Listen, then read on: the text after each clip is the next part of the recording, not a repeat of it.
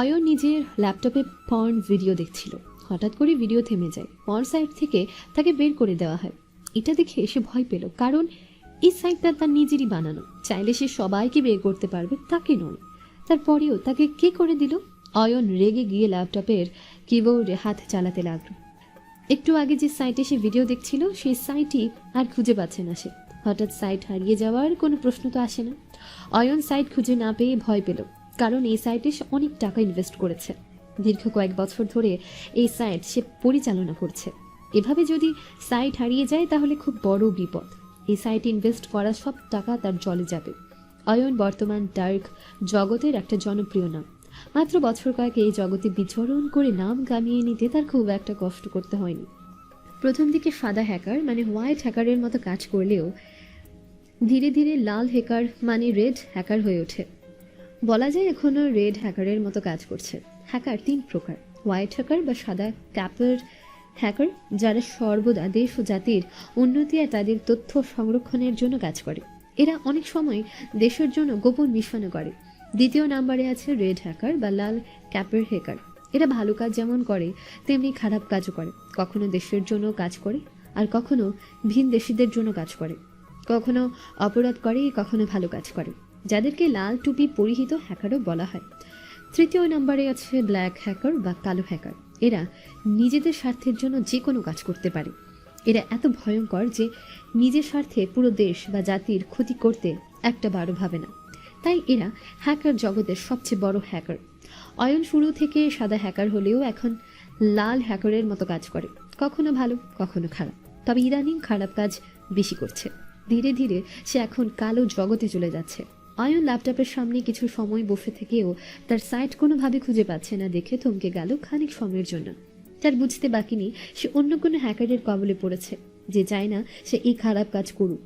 অয়ন একাই porn site চালায় তা কিন্তু নয়, আরও অনেকে আছে এই সাইটে, সাথেও অন্য অনেক সাইটও আছে।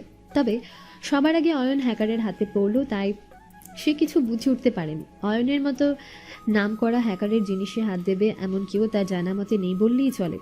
তাও হঠাৎ হুট করে কে এমনটা করলো সেটা ভেবে অয়ন চিন্তিত হয়ে পড়ল।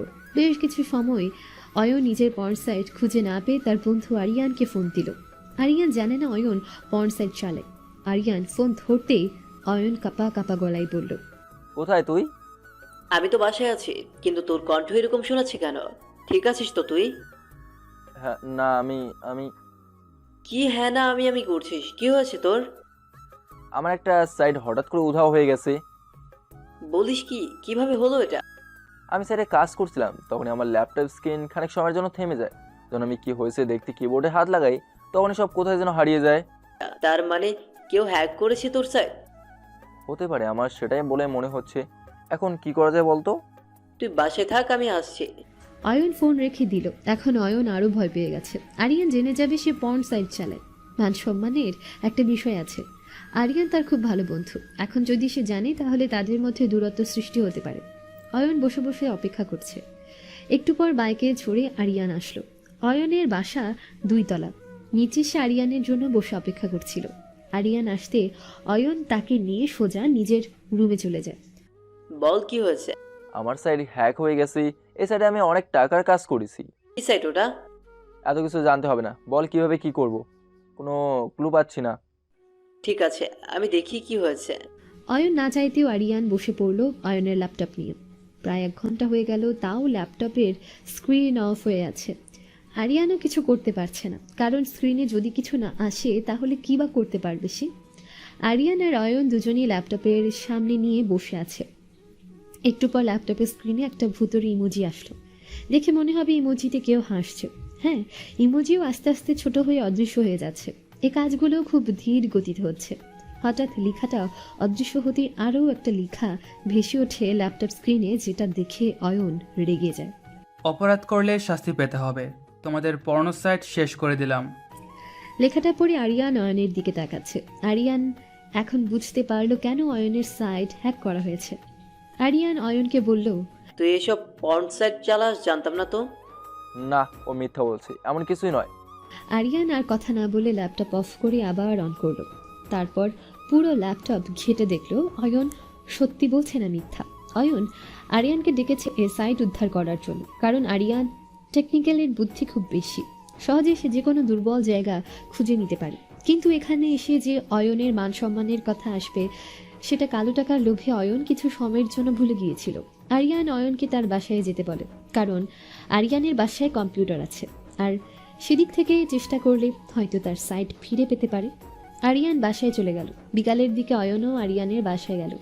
দুজন দুইটা কম্পিউটারের সামনে বসে পড়ল যাতে অয়নের সাইট ফিরিয়ে আনতে পারে, কিন্তু অনেক চেষ্টা করেও কোনো কাজ হচ্ছে না। দীর্ঘ 2 ঘন্টা চেষ্টার পরেও যখন সাইট ফেরাতে পারল না, তখন তাদের বুঝতে বাকি নেই এই সাইট তারা আর ফিরে পাবে না। হ্যাঁ, দীর্ঘ 1.5 ঘন্টা চেষ্টার পরে সাইট পেয়েছে। তাদের কেবল দেখা ছাড়া আর কিছু করার নেই, কোনোভাবে ফিরিয়ে নিতে পারেনি।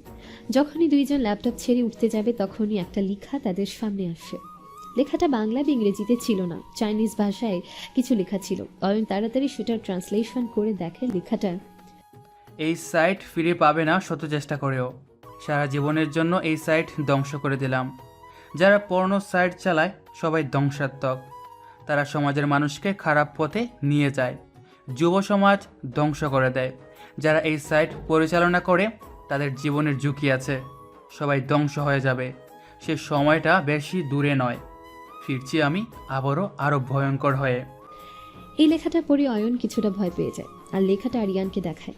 আরিয়ান লেখাটা পড়ে কি যেন ভাবে, তারপর অয়নকে বলে, এটা খুব ভয়ঙ্কর কেউ। আমি একজনকে সন্দেহ করছি, কিন্তু এটা সে কিনা সেটা এখনো জানি না। যদি এটা সে হয় তাহলে তুই জীবনের ঝুঁকিতে আছিস, আর যদি সে না হয় তাহলে নতুন কেউ ভয়ঙ্কর রূপ ধারণ করতে চলেছে। আমাদের এখন তাকে শেষ করতে হবে। আরিয়ানের কথায় অয়ন কিছুটা থমকে যায়। অয়ন বলে, কি হতে পারে সে? সেটা আর কিছু বলতে যাবে তখনই আরিয়ানের কম্পিউটার রুমে কেউ প্রবেশ করলো। দুজন ফিরে দেখে আরিয়ানের ছোট বোন রুহানি হাতে চা নিয়ে আছে। অয়নকে বলল, হাই অয়ন ভাইয়া, কেমন আছো? অনেক দিন পর আমাদের বাসায়। হ্যাঁ ভালো, তুমি ভালো আছো তো? ভালো। তো কি কাজ করছো কম্পিউটারে? তেমন কোনো কাজ নয়, শুধু একটু সাইডে কাজ ছিল, সেটাই করছি তোমার ভাই আর আমি মিলে। ওকে, করো তাহলে। আর চাটা খেয়ে নিও। রুহানি চা দিয়ে চলে আসতে যাবে, ঠিক একটু ফিরে দেখলো কম্পিউটার স্ক্রিনে থাকা কিছু চাইনিজ লেখা। রুহানি লেখাটা দেখে একটু হাসি দিল। অয়ন বাড়িয়ান কেউ সে হাসি দেখলো না। রুহানি চা দিয়ে নিচের রুমে চলে গেল। ভেতর থেকে দরজা বন্ধ করে দিল যাতে কেউ আসলে সে বুঝতে পারে। অয়ন আর আরিয়ান বেশ কিছু সময় ধরে কিছু করতে না পেরে কম্পিউটার ছেড়ে উঠে পড়ল। হারিয়ে ফেললো অয়নের পর্ন সাইট। অয়ন বাসায় চলে গেল। আরিয়ান কম্পিউটার রেখে রুহানির রুমে গিয়ে দেখে দরজা ভেতর থেকে লক করা। আরিয়ান ভাবলো রুহানি ঘুমাচ্ছে, তাই আর না ডেকে ছাদে চলে গেল। একটা কথা আরিয়ান বারবার ভাবছে আর মনে মনে বলছে, সে তো মারা গেছে আমার জানা মতে। দেশের সব হ্যাকার সেটাই জানে। তাহলে এটা কি সে হতে পারে? না, মরা মানুষ হতে পারে না, এটা অন্য কেউ। অয়ন বাসায় গিয়ে ভাবতে লাগলো।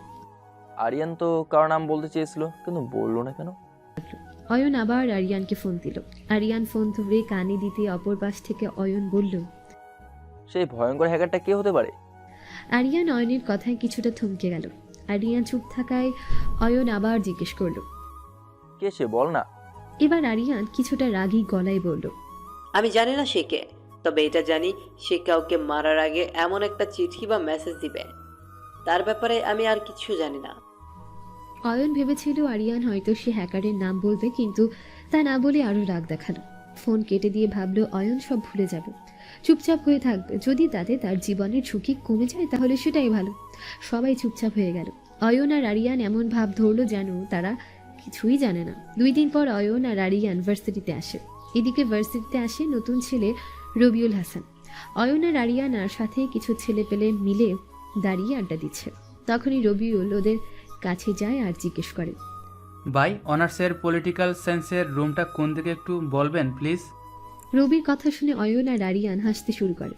রবি যখনই সেখান থেকে চলে আসতে যাবে তখনই অয়ন রবিকে দাঁড় করিয়ে বলে, নতুন নাকি? আগে তো দেখিনি। হ্যাঁ নতুন, তাই তো রুমটা চিনি না বলে আপনাদের জিজ্ঞেস করলাম। বাসা কই? আপনারা মনে হয় বিরক্ত হচ্ছেন। আচ্ছা, আমি অন্য কারো থেকে জেনে নেব। ধন্যবাদ। আরে বাহ, দেখতে খ্যাত হলেও কথায় স্মার্ট আছে। আপনারা আমাকে অপমান করছেন? কারো গায়ের পোশাক থেকে বিচার করার ক্ষমতা আপনাদের নেই? ওই গলা নামিয়ে কথা বল, সিনিয়র হই তোদের। আচ্ছা সরি ভাই, আসি আমি। আরে ওই কই যাস? ভাই ক্লাস আছে, ক্লাস খুঁজতে হবে, তারপর যেতে হবে। আর কিছু সময় পর ক্লাস শুরু হবে। না, তুই আজ কোনো ক্লাস করবি না।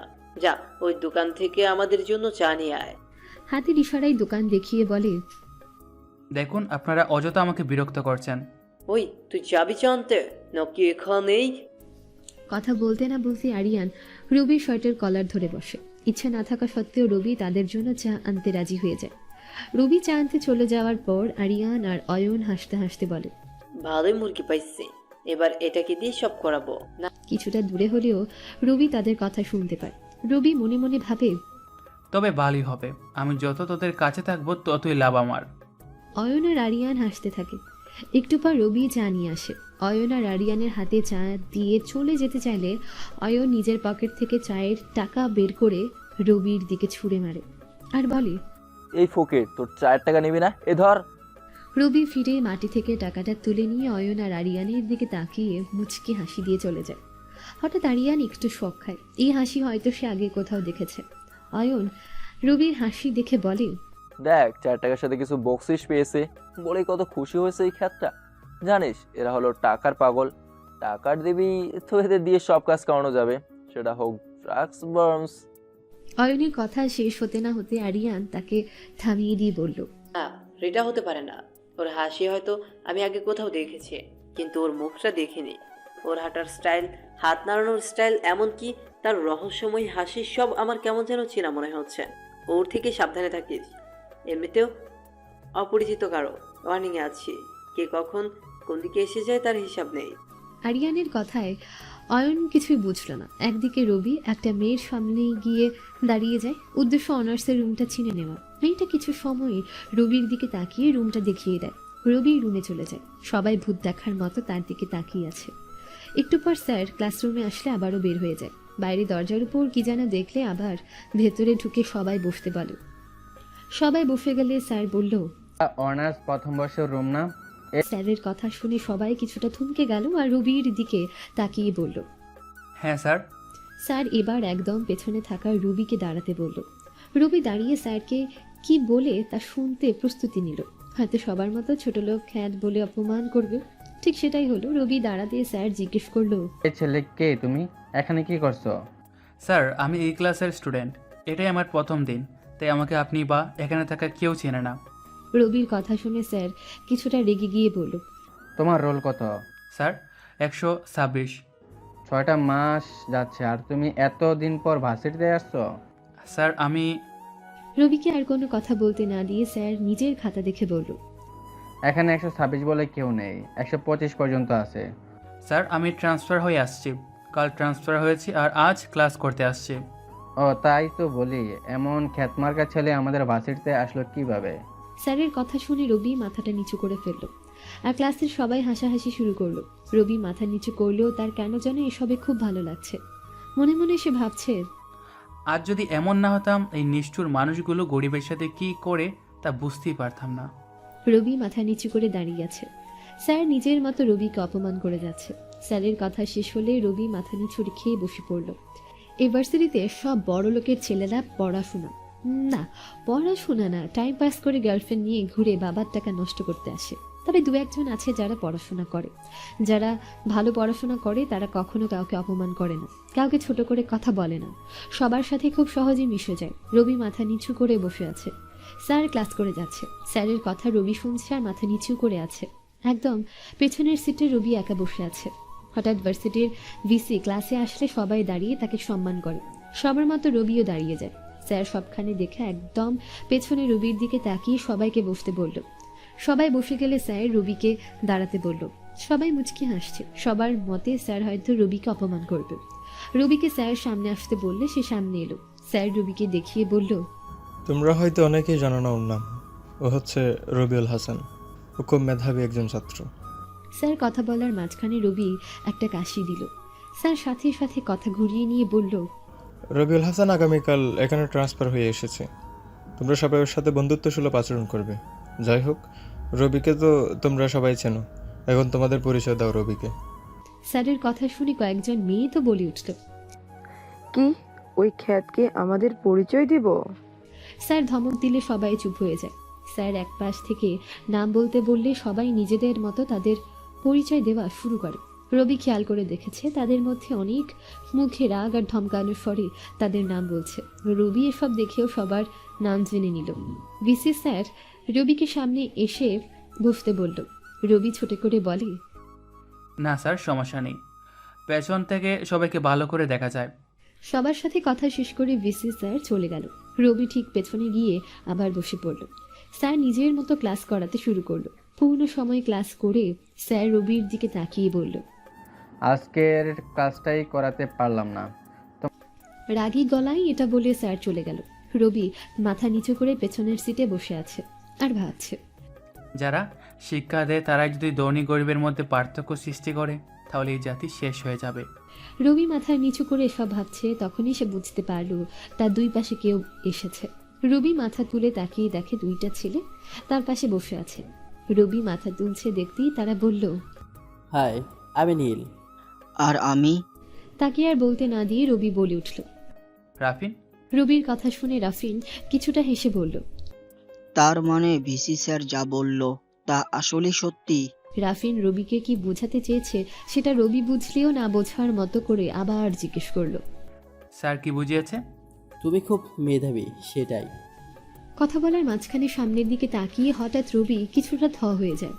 এই বোধহয় রবি নিজেকে হারিয়ে ফেলবে।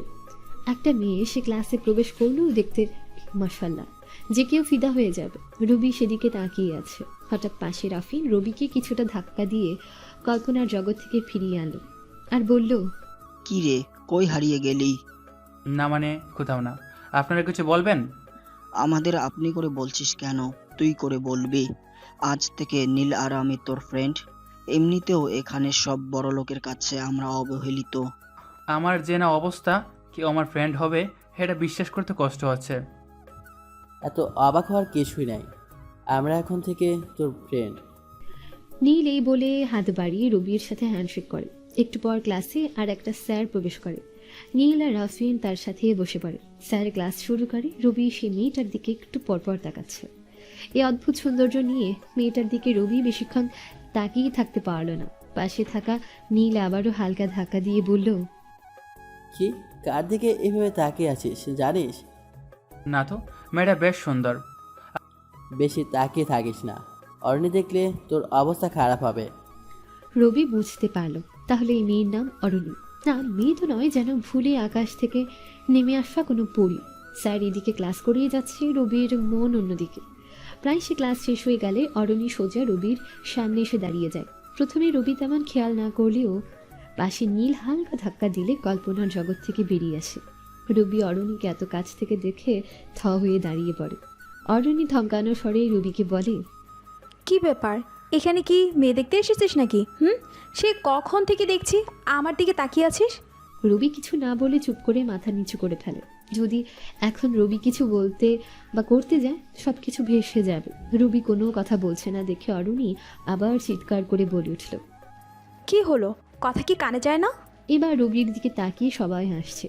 রবি অরণিকে বলল, আপনি অনেক সুন্দর, তাই একটু দেখছিলাম। রবির এমন কথা শুনে সবাই জোরে হেসে উঠল। আর অরণি তো বেশ রেগে গেল। অরণি কিছু বলতে যাবে ঠিক তখনই স্যার ক্লাসে চলে এলো। অরণি নিজের সিটে চলে যেতে যেতে বলল, ক্লাস শেষ হলে তোকে দেখে নিব। অরণি চলে গেলে রবি বসে পড়ে। এভাবে একটার পর একটা ক্লাস শেষ হয়ে গেলে রবি তখনই চলে আসতে যাবে, তখনই পেছন থেকে কেউ ডাক দেয়।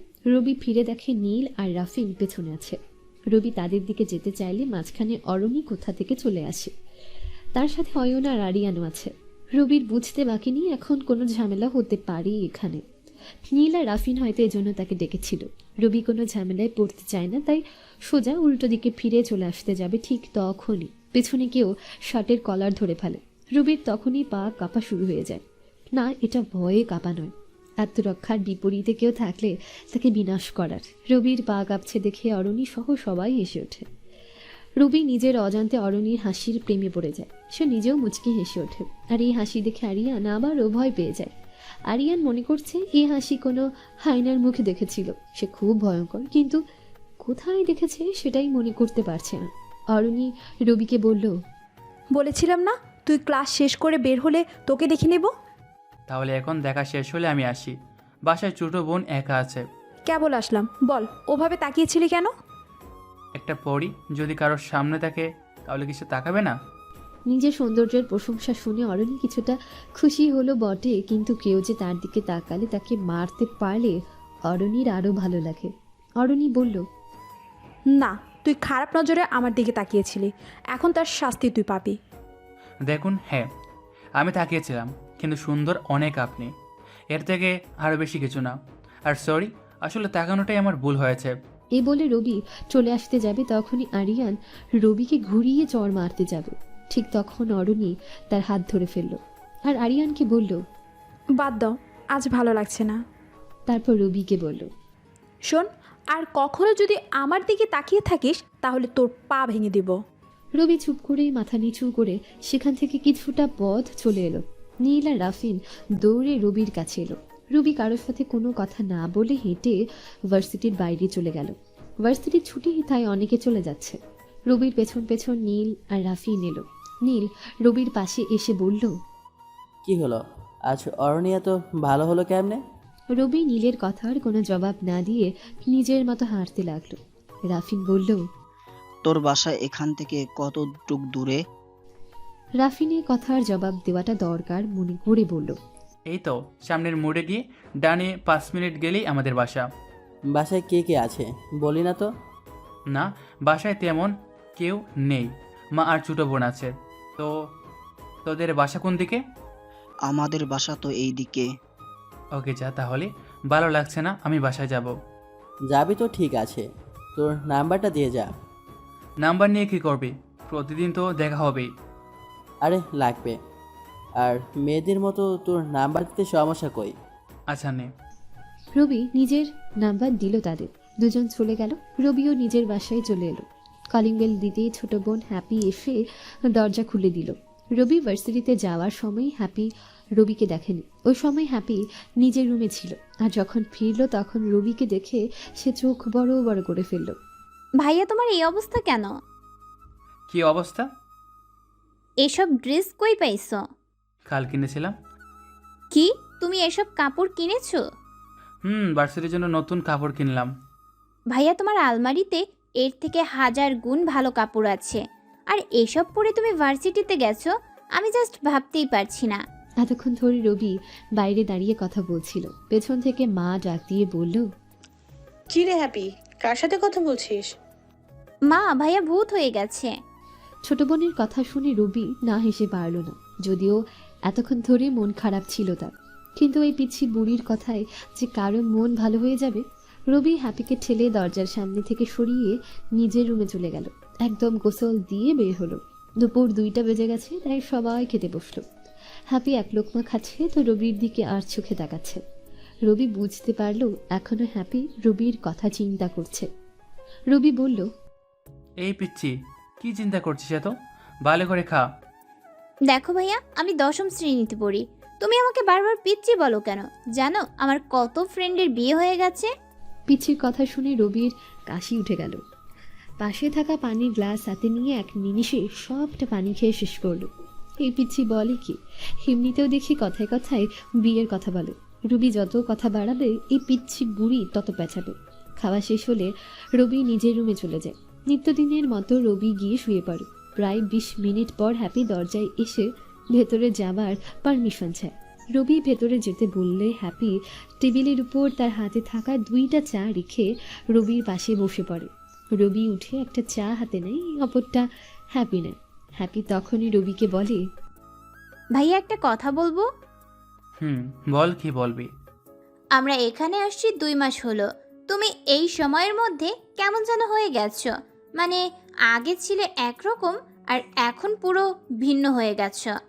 আরে পাগল, আছি তো ঠিক আগের মতো, শুধু পোশাকটা একটু চেঞ্জ হলো আর কি, আর কিছু না।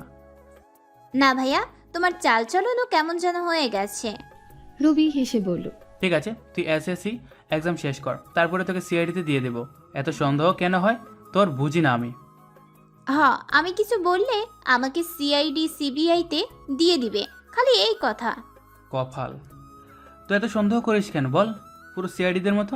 আচ্ছা তোমার কাছে কিছু একটা জানতে চাইলেই সেটা তোমার কাছে সন্দেহের কিছু হয়ে যায়। এসব বাদ দে, তোকে বলছিলাম চা কফি ওসব খাবি না, তাও তুই দেখি আমার থেকে বেশি চা খাস। তো খেলে শেষ হয়ে যাচ্ছে নাকি? জানিস না তুই শেষ হয়ে যাচ্ছে যেটা সেটা। ভাইয়া তুমি না। কথা বলতে বলতে দুইজন হেসে উঠল। রবি হ্যাপিকে চা কফি খেতে নিষেধ করে, কারণ চা কফি খুব মারাত্মক, যেমন সিগারেট বা অন্যান্য নেশাদ্রব্য জিনিসের মতো। যে চা খায় তা চা না খেয়ে থাকতে পারে না, না খেলে ভীষণ মাথা ব্যথা শুরু হয়।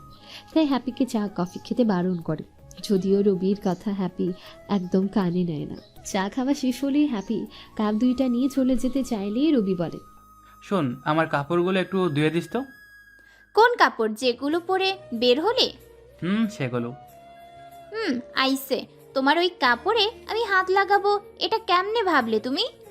আচ্ছা হয়েছে, ধুয়ে দিতে হবে না, যা সর এখান থেকে। হ্যাপি মুখ বাঁকা করে চলে যায়। রবি হাসতে হাসতে নিজের কম্পিউটারের সামনে বসে পড়ে। এদিকে আরিয়ান আর অয়ন বাসায় গিয়ে খাবার খেয়ে ফোন হাতে নিয়ে দেখে তাদের ফোনে একটা করে মেসেজ। এগুলো সিক্রেট একটা সাইট থেকে আসছে, যেটাতে তারা আর তাদের টিম কাজ করে হ্যাকিংয়ের। তারা মনে করলো নতুন কোনো কাজ আছে, তাই এমন মেসেজ এসেছে। তাই দুজন কম্পিউটার সামনে বসে পড়ে। হঠাৎ দেখে তাদের সার্ভারের সিস্টেম চেঞ্জ করতে বলছে। নর্মালি তারা সেটা ইগনোর করে দিল, তখনই হলো ধামাকা। ইগনোরে ক্লিক করার পরেই দেখছে তাদের সামনে থাকা ল্যাপটপ আর কম্পিউটার ডাউন হয়ে যাচ্ছে। দুজনেই কিছু বুঝে উঠতে পারছে না হঠাৎ করে কি হচ্ছে এসব। অয়নের সাথে ঘটে যাওয়া ঘটনা এখন আবারও দুইজনের সাথে ঘটে গেল। আগের মতো স্ক্রিন অফ হয়ে গেল।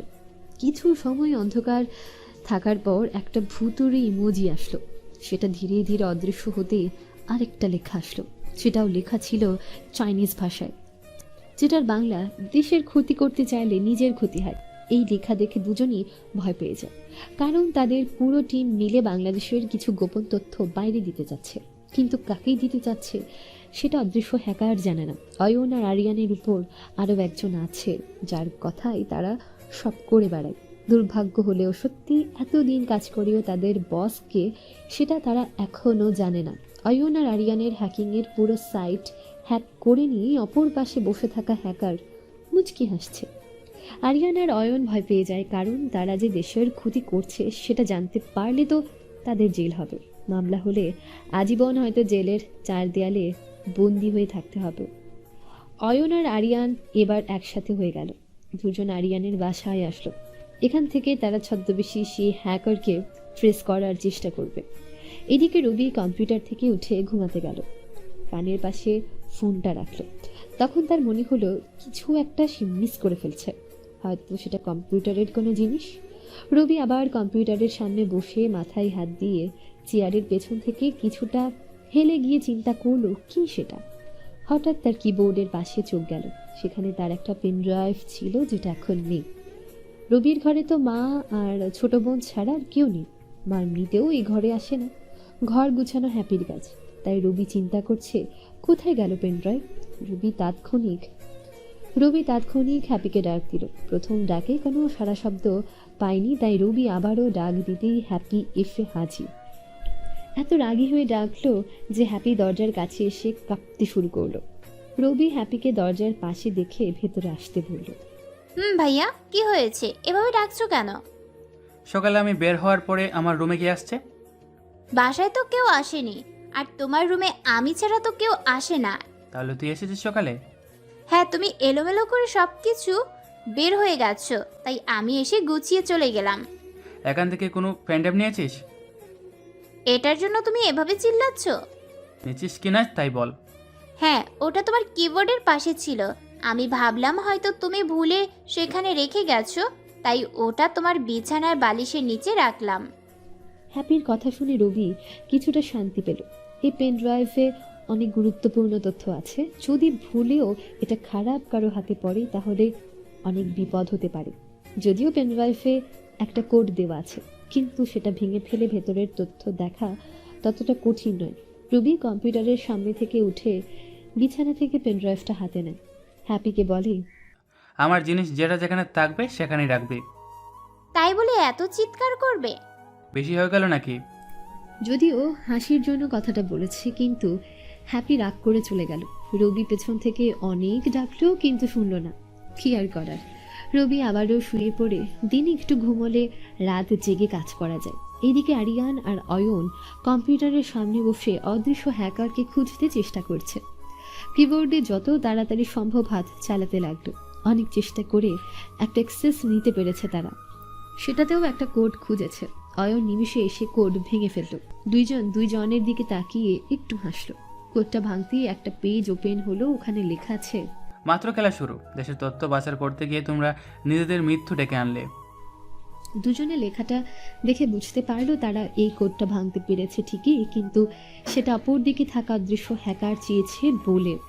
এবার তারা অদৃশ্য হ্যাকারকে খুঁজতে আরও ট্রাই করছে।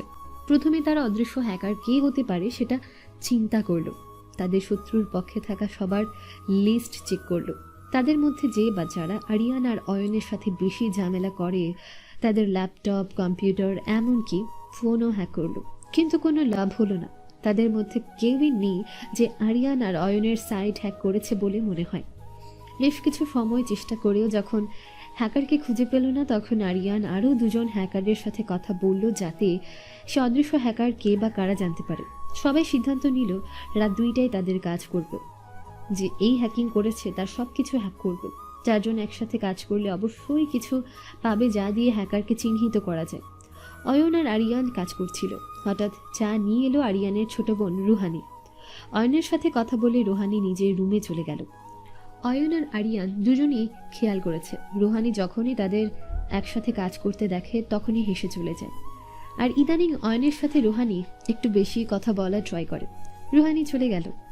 আরিয়ান আর অয়ন চা খাচ্ছে আর কম্পিউটার বিভিন্নভাবে ট্রাই করছে ভিকটিমকে ধরার, কিন্তু ভিকটিম যে রাঘব বোয়াল সেটা তাদের কল্পনারও বাইরে। রবি ঘুমাচ্ছে। একদম সন্ধে হয়ে গেল, তখনও ঘুমিয়ে আছে।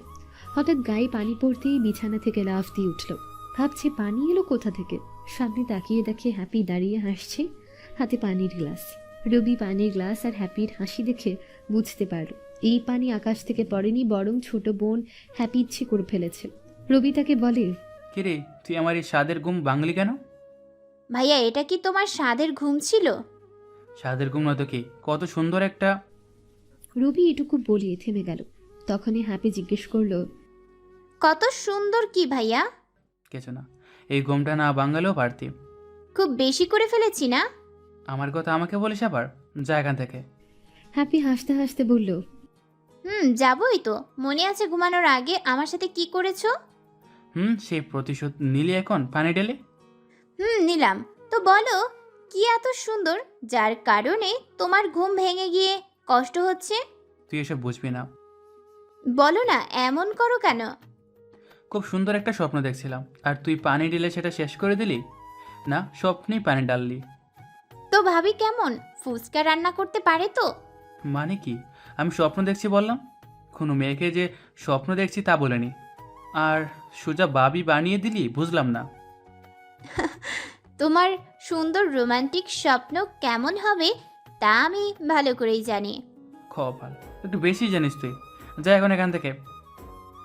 যাবো। উঠে ফ্রেশ হয়ে এসো, নাস্তা করবে। যা আসছি। হ্যাপি চলে গেল। রবি ফ্রেশ হয়ে বের হয়ে সোজা নাস্তা করতে চলে যায়। মা পাশে বসে আছে। রবি বলল, মা, তোমাদের মেয়ে অনেক পেকে গেছে, বিয়ে দিতে হবে। রবি কথা শেষ করতে না করতে হ্যাপি বলে উঠল, খালি বিয়ে করতে মন চায়। মা কিছুটা দূরে বসেছিল, তাই হ্যাপির কথা শুনতে পায়নি। রবি ঠিকই শুনতে পেয়েছে, তাই রবি হ্যাপিকে বলল, কি বললি তুই? না মানে বই পড়তে মন চায়, মানে পড়াশোনা করতে। বিয়ে না তো, তুমি খালি বেশি শোনো। এখন রবি কিছু বললে সেটা আর মায়ের বিশ্বাস হবে না, কারণ হ্যাপির কথা মা বেশি বিশ্বাস করে। হ্যাপি এমন ফাজলামো করে তাও কেউ কিছু বলে না, কারণ সবার ছোট বোন, আর তাই সবার আদর আর আশকারা পেয়ে মাথায় উঠে গেছে। আর সবার ছোট বলে কেউ কিছু বলে না। যদিও একটু কিছু বলে তো সারাদিন খাবার বন্ধ, চুপচাপ কান্না করে যাবে। এই কারণে কেউ কিছু বলে না। নাস্তা করছে। রবি মাকে বলল, মা, তোমার মেয়ে আমার গায়ে পানি ঢেলেছে কেন, জিজ্ঞেস করতো। আমি কি জানি, তোরা জানিস ওসব। ওখানে আমাকে জড়িয়ে লাভ নেই। মায়ের কথা শুনে হ্যাপি তো হেসে যাচ্ছে মিটমিট করে। তখনই রবি বলল, কিরে হাসছিস কেন? বল কেন পানি ডাললি? সেই 2 ঘন্টা ধরে ডাকছি, তাও ওঠো নাই, তাই পানি দিয়ে ঘুম ভাঙালাম। যদি জানতাম ভাবি ছিল তো কুস্বপ্নে ভাবিকে দেখেছো, তাহলে আর এমন করতাম না। খুব বড় হয়ে গেছিস। কথা বলতে বলতে নাস্তা করে রবি নিজের রুমে গেল। ফোন হাতে নিয়ে দেখে কম্পিউটারে 2টা সিগন্যাল দিচ্ছে। রবি কম্পিউটারের সামনে বসে পড়ে আর মুচকি হাসে। কিছু সময় কম্পিউটার ঘেটে হেসে উঠে পড়ল। আজ রাতে তার কিছু কাজ আছে, তাই আরেকটু ঘুমিয়ে নেওয়া উত্তম। রবি আবার ঘুমিয়ে পড়ল, কিন্তু হ্যাপি তো আর এমন শান্তিতে ঘুমোতে দেবে না। রাত 11টা হতে ডিনার করার জন্য ডেকে দিল। ঘুম থেকে উঠে ডিনার করে দিল। পড়াশোনা শেষ করে হ্যাপি ঘুমিয়ে গেল। রবি বসে পড়ল একটা কম্পিউটারের সামনে। এদিকে অদৃশ্য হ্যাকারের খোঁজ করতে অয়ন আর আরিয়ান বসে পড়ল কম্পিউটারের সামনে। সাথে যুক্ত হলো আরও 2জন। মোট 4 জন মিলে অদৃশ্য সেই হ্যাকারকে খুঁজবে যে অয়নের পর্ন সাইট আর 2 জনের হ্যাকিং সাইট হ্যাক করে নিয়েছে। রাত যতই যাচ্ছে অপারেশনের সময় ততই গড়িয়ে আসছে। রাত 1:30। অয়ন আর আরিয়ান 2জন কম্পিউটারের সামনে বসে সিস্টেম ঠিক আছে কিনা দেখছে। সবকিছু চেক করে 2জন চা খেয়ে নিল যাতে ঘুম না আসে। আরেকটু সময় হতেই আরও 2জন যোগ হলো। 4 জন মিলে এখন সে অদৃশ্য হ্যাকারের সিস্টেম হ্যাক করবে। ধীরে ধীরে কিবোর্ডে দ্রুত গতিতে হাত চালাতে লাগলো। অনেক চেষ্টার পরে অদৃশ্য হ্যাকারের আইপি অ্যাড্রেস বের করলো, কিন্তু একটা নয় অনেকগুলো আইপি পেল। সবার মতে ওই আইপিগুলোর মধ্যে যে কোনো একটাতে অদৃশ্য হ্যাকার অবস্থান করছে। অনেক বেশি আইপি, তাই সবগুলোকে ট্র্যাক করা পসিবল হচ্ছে না।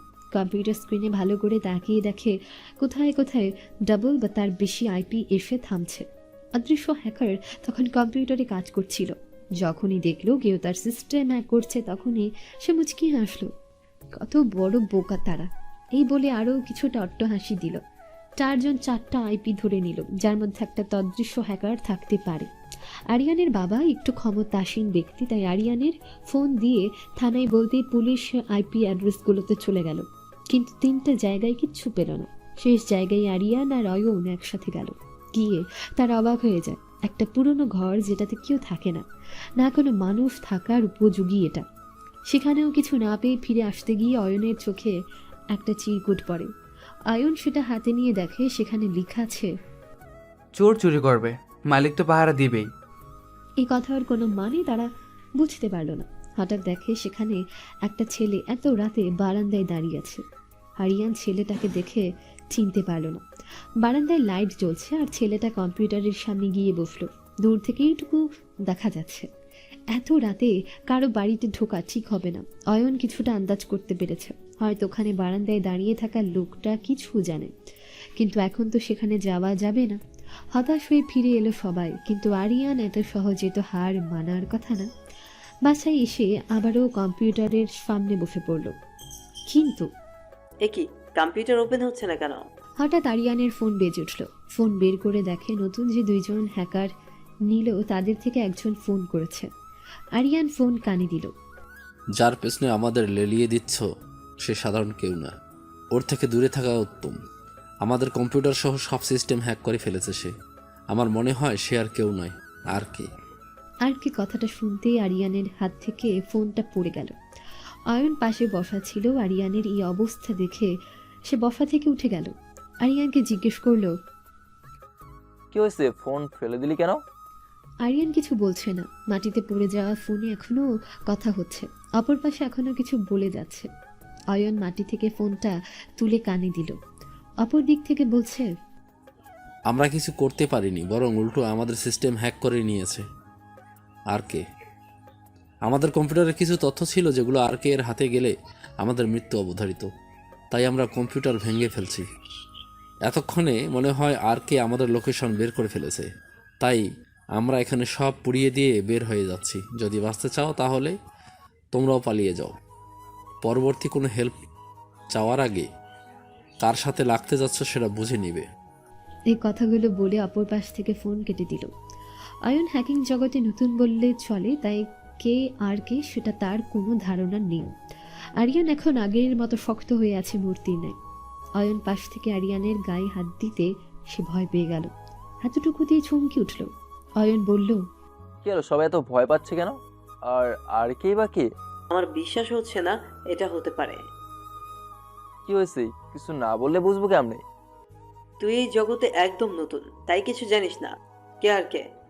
আর আমরা সবাই জানি সে মারা গেছে, তাহলে এখন কিভাবে আসলো বুঝতে পারছি না। শুরু থেকে বল কি হয়েছে। আর আমাদের সাথে অপর পাশে কাজ করছিল যারা, তারা নাকি নিজেদের কম্পিউটার ভেঙে ফেলছে। এত কিছু কেন করলো? সেই হিসেবে আমাদের কম্পিউটারও ভেঙে ফেলা উচিত, কিন্তু তাতে কোনো লাভ নেই। আমাদের সব কিছুই এতক্ষণে আরোর হাতে চলে গেছে। সে খুব দ্রুত, যা দেখায় তার থেকে শতগুণ বেশি চলে। যেমন? সে কারো অ্যাক্সেস নিতে চাইলে যখন ইচ্ছে পারে। যখন আমাদের কাজ 1% দেখায়, তখন তার কাজ হয় 100%। তাহলে তো আমাদের সব ডাটা তার কাছে চলে গেছে। আমি সেটা শতভাগ শিওর। তাহলে এখন আমাদের কি হবে? তত কিছু জানি না। সে চাইলেই আমাদের এখনই পুলিশে ধরিয়ে দিতে পারে, আবার ক্ষমাও করতে পারে। তবে আমার মনে হয় না সে আমাদের ক্ষমা করবে। আমাকে শুরু থেকে একটু বল, আসলে কি করে সে? সব এত ভয় পায় কেন? আমাদের কি করা উচিত এখন? শুরু থেকে শোন তাহলে। তখন আমি সদ্য হ্যাকিং জগতে পা রাখি। শুরু থেকে আমাদের কাজ শেখানো হতো সাদা হ্যাকারের মতো, কিন্তু আমাদের টিমের অনেকে কাজ শিখে সে কাজের অপব্যবহার করে। আমাদের যে কাজ শেখাতো সে কখনো আমাদের সামনে আসেনি। হঠাৎ একদিন নিউজে জানতে পারি বাংলাদেশ ব্যাংক থেকে 200 কোটি টাকারও বেশি টাকা হ্যাকাররা হাতিয়ে নিচ্ছে। তখনই আমরা এই নাম শুনি। পরে সব টাকা ব্যাক করে দেয় আর কে ডাকাতির সাথে জড়িত পুলিশের কাছে ধরিয়ে দেয়। যারা এই হ্যাকিং করেছিল তারাও কম পাওয়ারফুল ছিল না, কিন্তু আর্কের কাছে তারা কিছুই না। তার আরও 2টা লোক আছে, একজন মাফিয়া আর একজন টপ হ্যাকার। আর্কে পরে তার অবস্থান হ্যাকিং জগতে। একজন রাশেদ, সে মাফিয়া আর্কের ডান হাত। অপরজন মাহমুদ, সে হ্যাকিং জগতে আর্কের পরে আছে, আর সে হলো আর্কের বাম হাত। সবাই এই আর্কের নাম শুনেছে, কখনো সামনে থেকে কেউ দেখেনি। এখন যদি আর্কে আমাদের ডিভাইস সিস্টেম সত্যি হ্যাক করে, তাহলে আমাদের রক্ষা নাই। তাই আমাদের এখন সবচেয়ে বেশি গুরুত্বপূর্ণ পদক্ষেপ হলো দেশ থেকে পালাতে হবে, নয়তো জেলে কিংবা মাটির নিচে সাদা কাপড়ে আবদ্ধ হতে হবে। এত ভয়ঙ্কর সে? ওর পুরো নামই বা কি? আর আর কে মানে কি? অনেক ভয়ঙ্কর। সে যখন রেগে যায় তখন নাকি ওর চোখ ভয়ঙ্কর লাল হয়ে যায়। ওর পুরো নাম বা আর কে মানে কি কেউ জানে না। চল এখন এখান থেকে পালাই, নয়তো থাকলে হয়তো মৃত্যু, নয়তো জেলে থাকতে হবে। চল ভারতে চলে যাই। পাগল নাকি? ভুলে ওখানে যাওয়া যাবে না। আমাদের দেশের ডাটা চুরি করার প্ল্যান ছিল ভারতের এজেন্টের। এখন যদি ওখানে যাই আর ডাটা দিতে না পারি, তাহলে ওখানে আমাদের মেরে ফেলবে। আবার তাদের আগে আর্কের লোকও আমাদের শেষ করে দিতে পারে। তাই ভারতে না গিয়ে আমি আমেরিকা চলে যাব। অনেক বড় দেশ, আমাকে সহজে খুঁজে পাবে না। আর ওখানে আমার আত্মীয় আছে, তাদের সাথে থাকতে পারবো। আমার কি হবে? তুইও কোনো দেশের বাইরে চলে যা, ভুলেও ফিরে আসিস না, কারণ আর কি সহজে কিছু ভুলে না। আচ্ছা, তাহলে আমি দুবাই চলে যাব। ওখানে আমার চাচা আছে, তাদের সাথে থাকবো। দুজন দুই দেশে চলে যাওয়ার সিদ্ধান্ত নিল। তাদের অগোচরে কম্পিউটারের অটো ইনস্টল হওয়া একটা সফটওয়্যার দিয়ে আরকে সব শুনে ফেলে। এমন ইঁদুরের মতো অবস্থা দেখে আরকে হেসে ওঠে। যা করতে পারবে না তাই করলে ভুল তো হবে, আর সেটা যদি অপরাধ হয় তো শাস্তি পেতেই হবে, আর যদি সেটা রাষ্ট্রবিরোধী হয় তো। সকালে ছোট বোন হ্যাপির ডাকে ঘুম ভেঙে যায় রবি। ঘড়িতে তাকিয়ে দেখে 9টা বাজে। রবি আবারও শুয়ে পড়ল। হ্যাপি আবারও ডাকতে শুরু করলো। ভাইয়া ওঠো না কেন, কত বেলা হয়েছে? পরে উঠবো, যা এখন ঘুমাতে দে। উঠবে নাকি পানি ঢালবো? আরে যা না, পরে উঠবো, আর একটু ঘুমাই। তোমার সাথে কেউ দেখা করতে আসছে। কে ওটা? ভাবি। তুই যাবি এখান থেকে নাকি? যাব না, আগে ওঠো। আর না উঠলে লাথি দিবা কেমনে? যা না প্লিজ, ঘুমাতে দে। এটা বড় একটা সমস্যা। যতই না করুক না কেন, হ্যাপি এসব মানবে না। যতক্ষণ রবিকে ঘুম থেকে তুলতে না পারে ততক্ষণ এভাবে কথা পেঁচাতে থাকবে। এক প্রকার বাধ্য হয়ে রবি উঠে গেল। রবিকে উঠতে দেখে হ্যাপি তাড়াতাড়ি চলে গেল, নয়তো রবি দৌড়ানো দেবে সেটা ভালোই জানা আছে তার। রবি ফ্রেশ হয়ে নাস্তা করতে চলে গেল। হ্যাপি আগে থেকে বসা ছিল।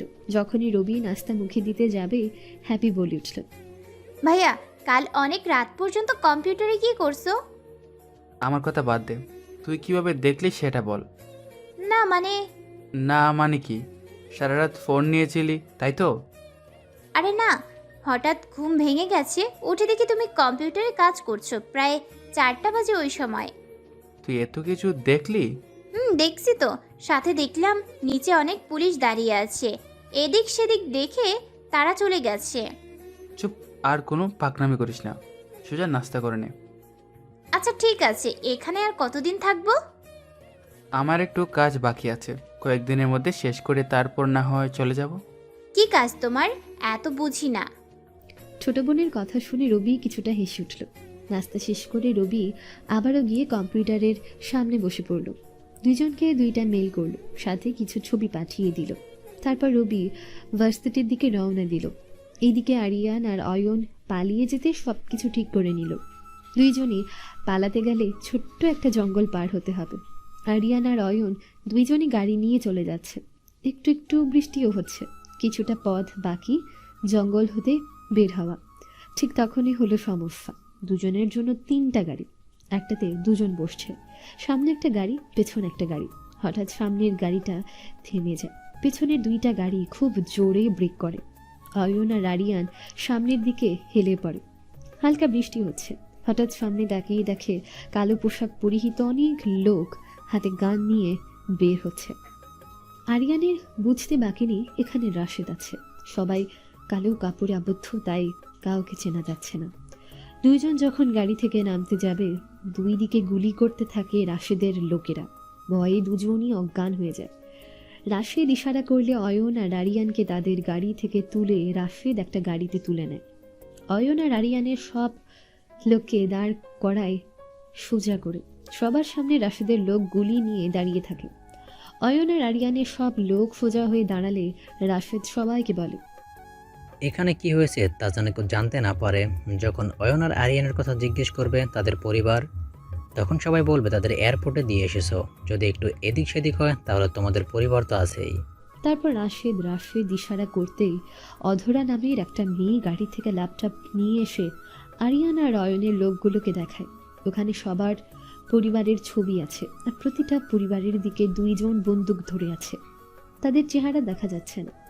সবাই ভয় পেয়ে যায় আর বলে রাশেদ যেমন বলেছে তারা তেমনই করবে। অধরা হলো রাশেদের কাছের একজন, সাথে হ্যাকিং আর শর্ট শুটার।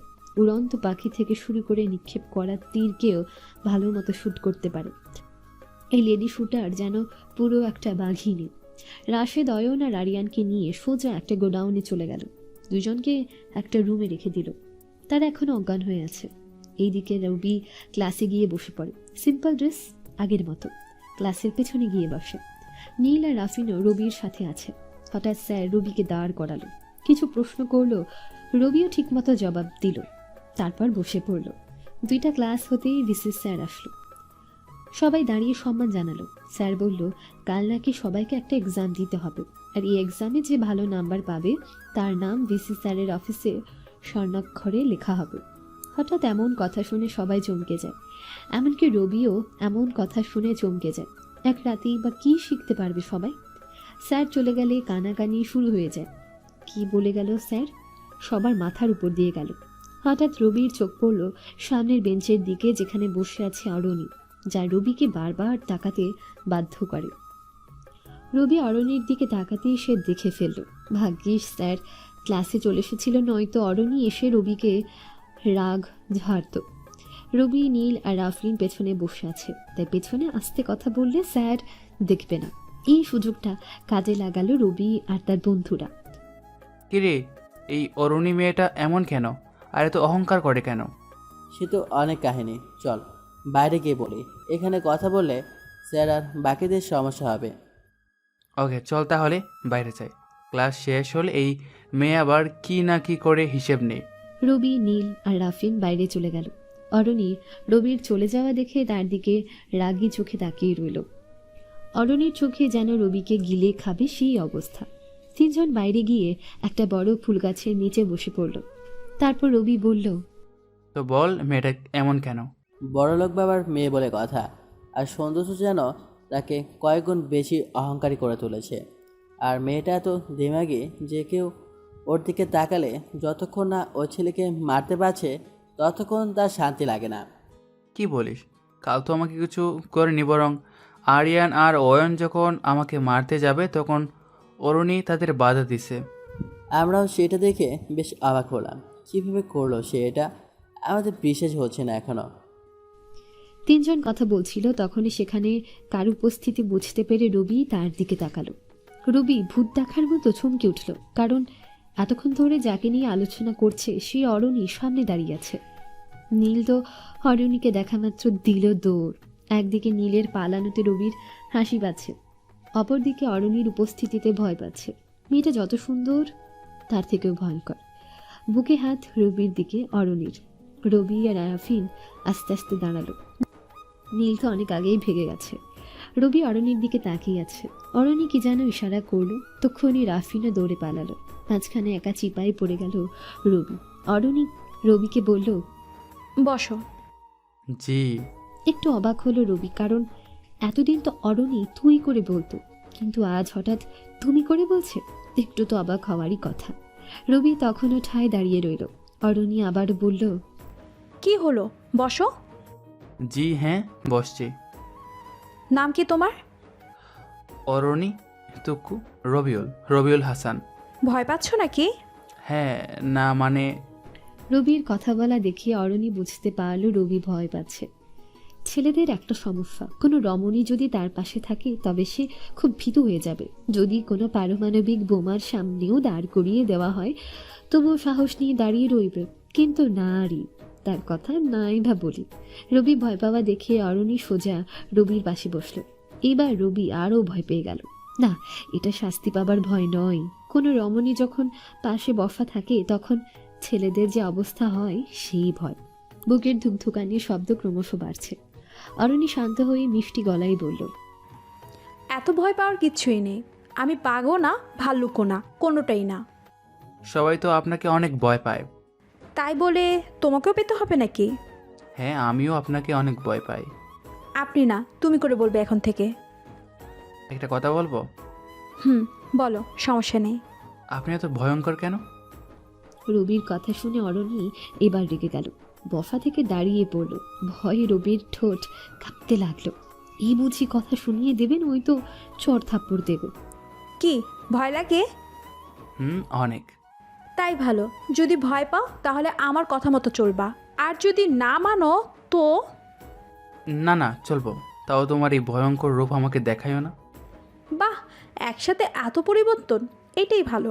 আমার কথা মেনে চলবে আর তুমি করেই বলবে। চল, এখন বাদাম খাবো। কি কি বললে? চল, বাদাম খাবো। কাল তো তাকিয়েছি বলেই মারতে চাইলে, আজ বাদাম খেতে যাব, তাও একসাথে? কিভাবে? আমি কি ইচ্ছে করে এমন করি নাকি? তাহলে কেন করো? পরে বলবো। চল তো, এখন বাদাম খাবো। ওকে, বাদাম খেতে খেতে বলতে হবে। ওকে, চল। অরণি আর রবি বাদাম খেতে চলে গেল। দুজনে বাদাম নিয়ে বসে পড়ল। রবি অরণিকে জিজ্ঞেস করলো কেন ভার্সিটিতে সবার সাথে খারাপ আচরণ করে। অরণি কিছু সময় চুপ থেকে বাদাম খেয়ে গেল। রবি আবার জিজ্ঞেস করলো, কেন এমন করো? সবাই তোমাকে ভয় পায়, খারাপ বলে, বুঝো তুমি এটা? আমি সব জানি আর বুঝি, তবে আজ থেকে আর কারোর সাথে খারাপ আচরণ করব না। আসলে কি জানো, আমি প্রকৃত অর্থে অহংকারী কিংবা দামাগি না, কিন্তু পরিস্থিতিতে পড়ে আমাকে এমন হতে হয়েছে।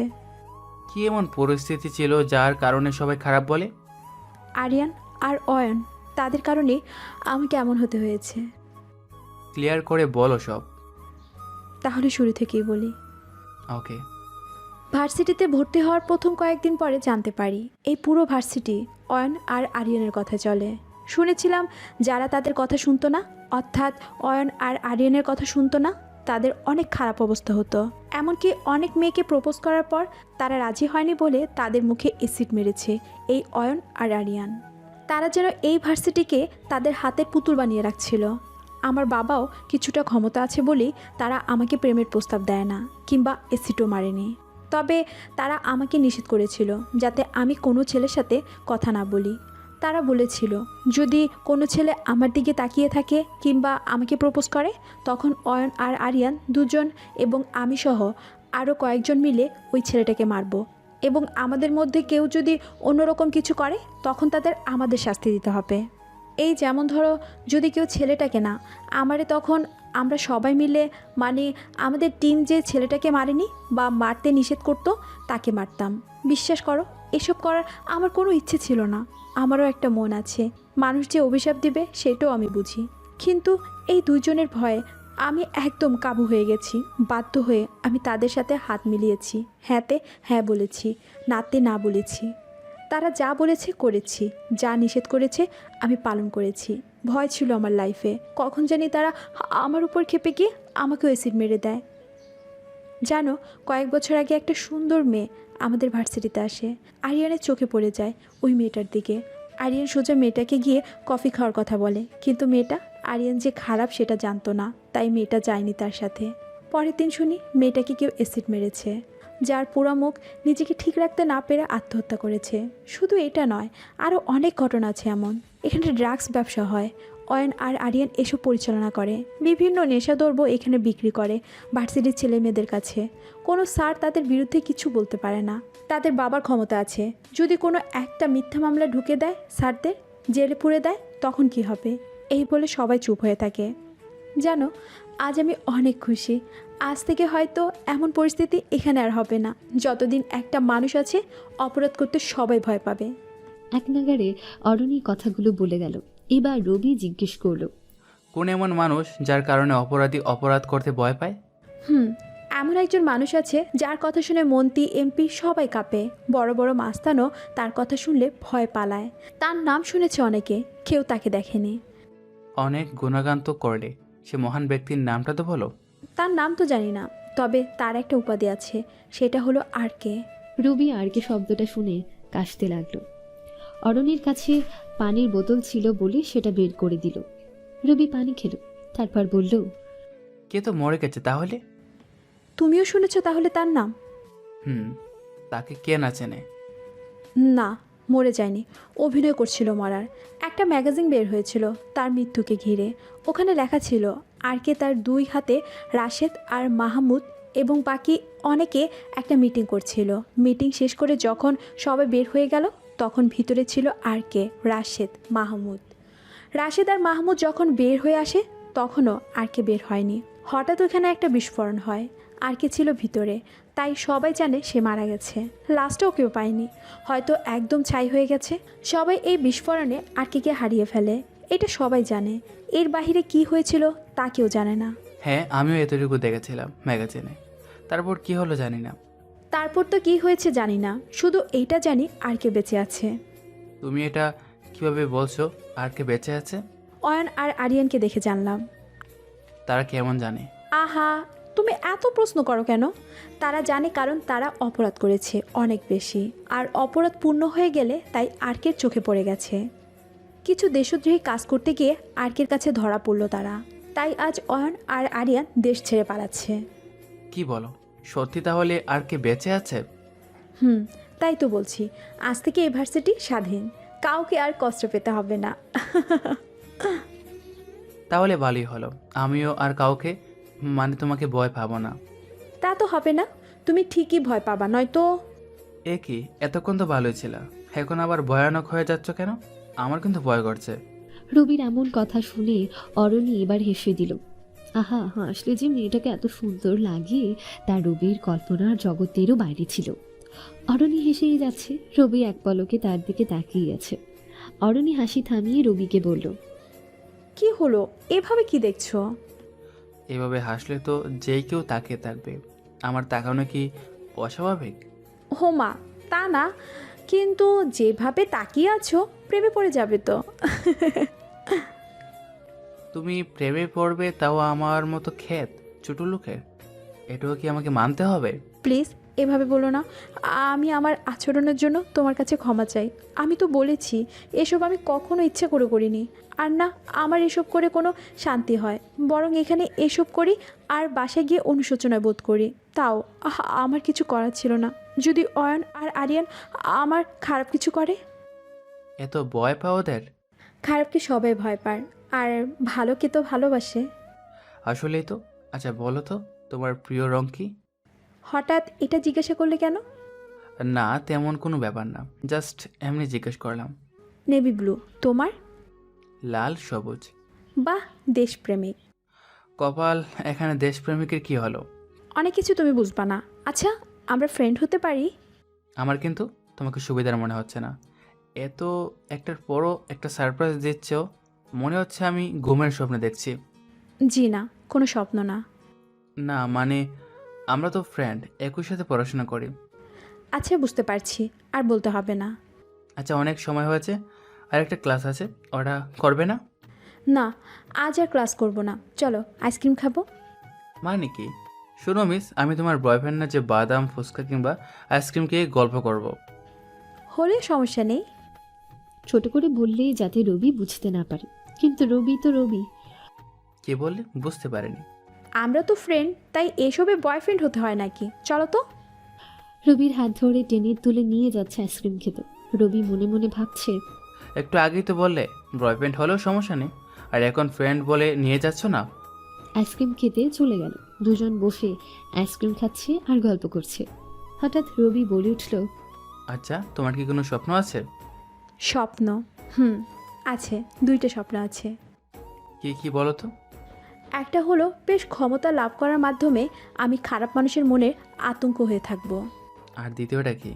সেটা তো অকল্পনীয়, জানি কখনো পূর্ণ হবে না, তাও আমরা মানুষ, স্বপ্ন থাকে আমাদেরই। আমারও আছে।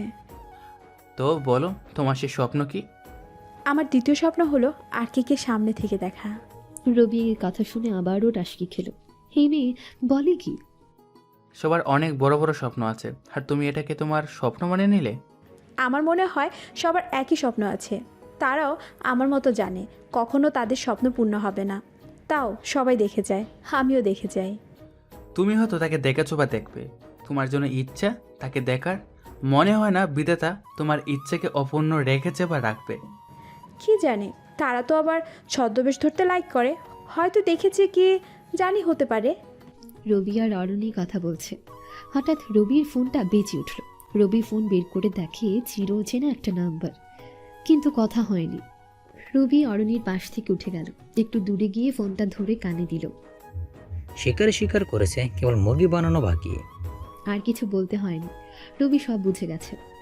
তারপর ফোনটা কেটে দিল। অরণির কাছে ফিরে আসতে সে বলল, কে ফোন করেছিল? গার্লফ্রেন্ড নাকি? ক্ষেত ছোট লোকের আবার গার্লফ্রেন্ড? রবির কথা শুনে অরণি এবার রেগে গেল। সে বলল, আই, তোকে না বলেছি সরি, তারপরে এভাবে কথা বলছিস কেন? আরে বাপরে, রেগে গেল কেন? তুই খোটা দিয়ে কথা বললি কেন? ও এই ব্যাপার, আচ্ছা আর বলবো না। তো বলো, কে ফোন দিয়েছে? রাফিন ফোন দিছে। রাফিন তো এই সময় ক্লাসে? হ্যাঁ, না মানে ক্লাস থেকে ফোন দিছে, কোথায় জিজ্ঞেস করতেছে। ও, তো তুমি কি বললে? না তেমন কথা হয়নি। আচ্ছা, আমার বাসায় যেতে হবে। এত তাড়াতাড়ি? একটু কাজ আছে বাসায়, তাই যেতে হবে। ওকে, তোমার নাম্বারটা দাও। কেন, আমার নাম্বার নিয়ে কি করবে? আমরা তো ফ্রেন্ড, সো তোমার নাম্বার থাকবে না এটা কেমনে হয়? এত কথা না বলে নাম্বারটা দাও। রবি অরণিকে তার নাম্বার দিয়ে বাসায় চলে এলো। কলিং বেল দিতে হ্যাপি এসে দরজা খুলে দিল। রবির কাপড়ের অবস্থা দেখে হ্যাপি এবারও চোখ বড় বড় করে তাকাচ্ছে। হ্যাপি কিছু বলতে যাবে তার আগে রবি রুমে চলে গেল। একদম গোসল শেষ করে সোজা কম্পিউটারের সামনে বসে পড়ল। কারোর সাথে কথা বলল প্রায় আধ ঘন্টা। তারপর খাবার খেয়ে পুনরায় রুমে এসে পড়ল। একটু পর হ্যাপি 2 হাতে চা নিয়ে এলো। রবি চায়ের কাপে চুমুক দিচ্ছে আর কম্পিউটারের কিবোর্ডে হাত বুলাচ্ছে। পাশে যে হ্যাপি বসে কিছু বলছে সেদিকে রবির খেয়াল নেই। হঠাৎ হ্যাপি জোরে চিৎকার করে বলে উঠল, ভাইয়া! এবার রবি কর্ণপাত করলো। বল, চিল্লাছিস কেন? এতক্ষণ ধরে যে বক বক করে যাচ্ছি, শুনছো না কেন? আবার বল, কি বললি? আজব, এতক্ষণ একটা কথাও শুনোনি? দেখতে পাচ্ছিস কাজ করতেছি, তাই শুনি নাই। আবার বল, কি বলবি? থাক, আর বলা লাগবে না, এত বিজি তুমি। আচ্ছা বল, কি বলবি? তুমি যখনই বাইরে যাও এমন খারাপ পোশাক পরে যাও কেন? কিছু কাজ করতেছি তাই এমন পোশাকে যাই। আর কিছু বলবি? না থাকো তুমি, তোমার কম্পিউটার নিয়ে আমি গেলাম। হ্যাপির বলতে দেরি, কিন্তু চলে যেতে দেরি না। সে চলে গেল। এদিকে অয়ন আর আরিয়ানকে রাশেদের লোকেরা মেরে অবস্থা খারাপ করে ফেলল। রাশেদের টিমে আছে শ্রাবণ, যে রাশেদের বর্তমানে টিমকে কন্ট্রোল করে। শ্রাবণ অয়ন আর আরিয়ানকে এত মারলো যে তাদের নাক মুখ দিয়ে রক্ত বের হচ্ছে। রাশেদ থামতে বললে শ্রাবণ থেমে যায়। সবাই কিছুটা সময় বিশ্রাম নিয়ে নেয়। রাশেদ সবাইকে বাইরে অপেক্ষা করতে বলল। রুমে আছে শুধু রাশেদ, শ্রাবণ আর অধরা। সবাই বাইরে চলে গেল, তাই শ্রাবণ বলল, ভাই সবাই তো বাইরে গেল, আমাদের মধ্যে কি গুরুত্বপূর্ণ আলোচনা হবে? কিছু কথা আছে, দুজনই মনোযোগ দিয়ে শোনো। তোমরা দুজন ছাড়াও আমার একটা সিক্রেট লেডি হ্যাকার আছে, আজ সে এখানে আসবে। তার সাথে তোমাদের পরিচয় করিয়ে দেব। তার বাইরে তার একটা বিশাল সারপ্রাইজ আছে তোমাদের জন্য। Lady hacker? Lady hacker. মেয়েটা আমাকে মনে হয় লাইকও করে। ভাই আপনি তাও? রাশেদের তাকানো দেখে শ্রাবণ চুপ হয়ে যায়। রাশেদ আবারও বলল, আমরা সবাই জানি আমাদের আরকে এর কথা। সে তো অনেক আগেই মারা গেছে। সে আজ এখানে আসবে। মানে এটা কিভাবে সম্ভব? ভাই জোকস কেন করছেন? সে মারা যায়নি, কিছু সময়ের জন্য নিজে একটু বিশ্রামে চলে গিয়েছিল। আজ এখানে আসবে একটু রাত হতে, সবাই রেডি থাকবে। রাত 9টায় সে আসবে, সবাইকে রেডি করে রেখো। টিমের যে অবস্থা সে দেখলে খুব খারাপ হবে। সবাইকে একদম রেডি হয়ে থাকতে বলো। আচ্ছা ভাই। তিনজন তিন দিকে চলে গেল। ধীরে ধীরে সময় যেতে লাগলো। সবাই আরকে আর রাশেদের সিক্রেট লেডি হ্যাকারের জন্য অপেক্ষা করতে লাগলো। এইদিকে বিকেল হতে রবি ছাদে গেল, চারপাশটা ভালো করে দেখল। মুক্ত আকাশের ডানা মেলে উড়ন্ত পাখি। ছাদের একপাশের ফুল গাছে 2টা প্রজাপতি খেলা করছে। একটু পর রবি নিজের রুমে চলে গেল। হ্যাপিকে পড়তে বসতে বলল, যদিও এমনিতেই পড়তে বসে সে। পাশের বাড়ির লামিয়া হ্যাপির সাথে খুব ভালো মিলে গেছে কদিনে। দুজনই ভালো ফ্রেন্ড হয়ে গেছে। অনেক সময় দুজন একসাথে পড়তে বসে, কখনো হ্যাপির রুমে, কখনো লামিয়ার বাসায়। আজ লামিয়ার হ্যাপি লামিয়ার বাসায় চলে গেল। রবি কম্পিউটারে বসে কাজ করছে। রাত প্রায় 9টা হতে রবি মায়ের কাছে গেল। মা, আমি একটু বাইরে যাচ্ছি। 9টা বাজে এখন, কোথায় যাবি? এই তো একটু বের হব, বেশিক্ষণ থাকবো না, চলে আসবো। আচ্ছা সাবধানে যাস। রবি বেরিয়ে পড়ল তার গন্তব্যের দিকে। এদিকে রাশেদ, শ্রাবণ, অধরা সহ বাকি সবাই বসে আছে আরকের অপেক্ষায়।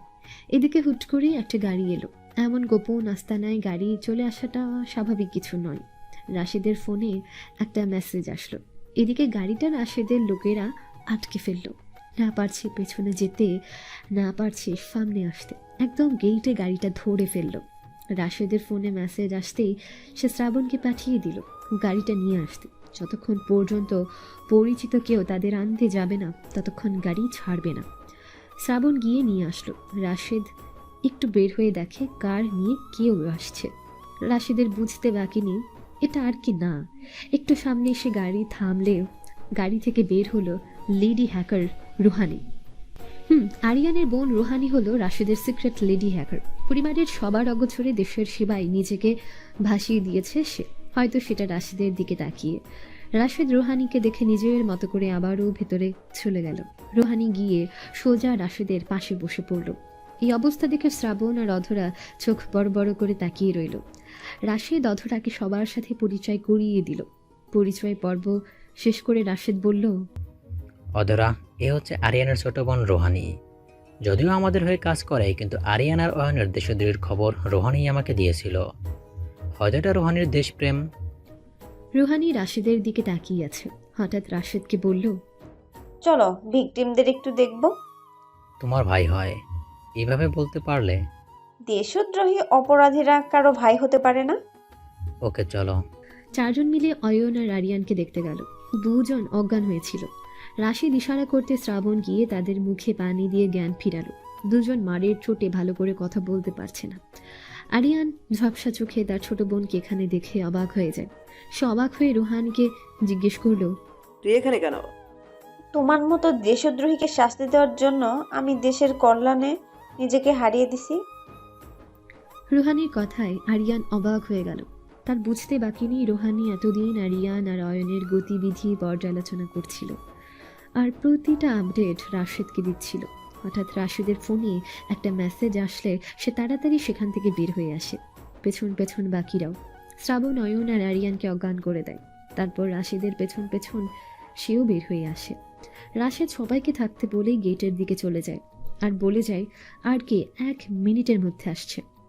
রাশেদ তাড়াতাড়ি গেটে চলে যায়। খুব দ্রুত গতিতে একটা বাইক এসে থামে গেটে। রাশেদ বাইকের পেছনে বসে পড়ল। বাইকারের মাথায় হেলমেটে আর পুরো শরীরে ভয়ঙ্কর পোশাকে বোঝা যাচ্ছে এটার কেউ নয়, হারকে। গেটের কাছে আসতেই সেখানে থাকা লোকগুলো ভয় পেয়ে যায়। হঠাৎ মৃত্যু মানুষ তাদের সামনে। রাশেদ বাইকের পেছনে বসে পড়ল, তাই কেউ কোনো কথা বলার সুযোগ পায়নি। রাশেদ তাড়াতাড়ি গেটে চলে যায়। খুব দ্রুত গতিতে একটা বাইক এসে থামে গেটে। রাশেদ বাইকের পেছনে বসে পড়ল।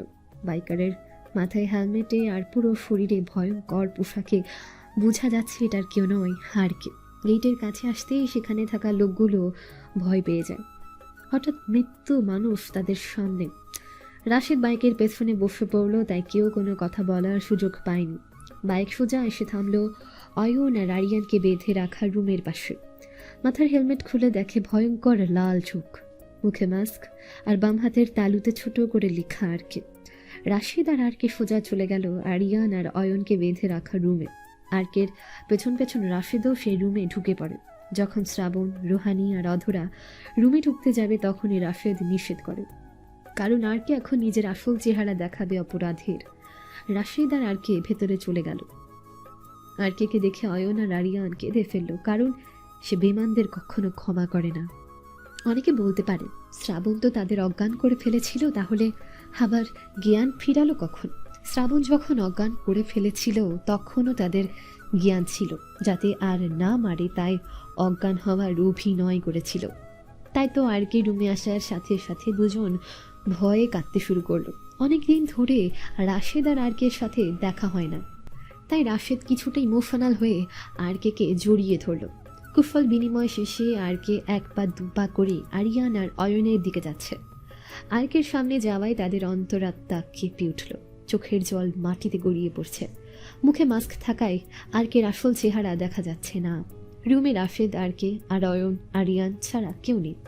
অয়ন আর আরিয়ানকে যখন মারতেই হবে, নিজের চেহারাটা একটু দেখিয়ে নেওয়া উচিত মনে করলো আরকে। যখনই মুখে থাকা মাস্ক খুলল আরকে, অয়ন বলে উঠল, তুই? হ্যাঁ আমি। আবারও সেই রহস্যময় হাসি, যেটা দেখে আরিয়ান ভয় পেত। সে বুঝতে পারত না এই হাসির মানে, মনে করতে পারেনি এই হাসি আদৌ কে দিত। যখনই সামনে এলো তখনই বুঝতে পারছে এই হাসির রহস্য। আরিয়ান সোজা আরকের পায়ে পড়ে গেল। ভাই, আমাকে মাফ করে দেন। বিশ্বাস করেন, আপনাকে মারার প্ল্যান আমার ছিল না। এসব করেছে ওই ইন্ডিয়ান এসেন্ট্রিকনেস। সে তো নিজের দেশের জন্য অন্য দেশের ক্ষতি করবে, তাই বলে তুই এই দেশের সাথে বেইমানি করবি? ভাই, ভুল হয়ে গেছে, মাফ করে দেন। শেষ ইচ্ছে থাকলে বল, শেষ দিন আজ তোর। ভাই, মাফ করে দেন, আর জীবনেও এমন করব না। তুই আমার টিমে ছিলি, কাজ করতি দেশের জন্য। নিয়াজের কথায় তুই আমাকে মারার প্ল্যান করলি, এটা তো খুব বড় একটা অপরাধ। ভাই, আর কোনো কথা বলতে না দিয়ে দুজনের মাথায় শুট করে দিল। অনেকদিন পর আরকে গুলি চালালো। বারুদের গন্ধ নাক দিয়ে শুকে কেমন যেন এক পৈশাচিক শান্তি পেল সে।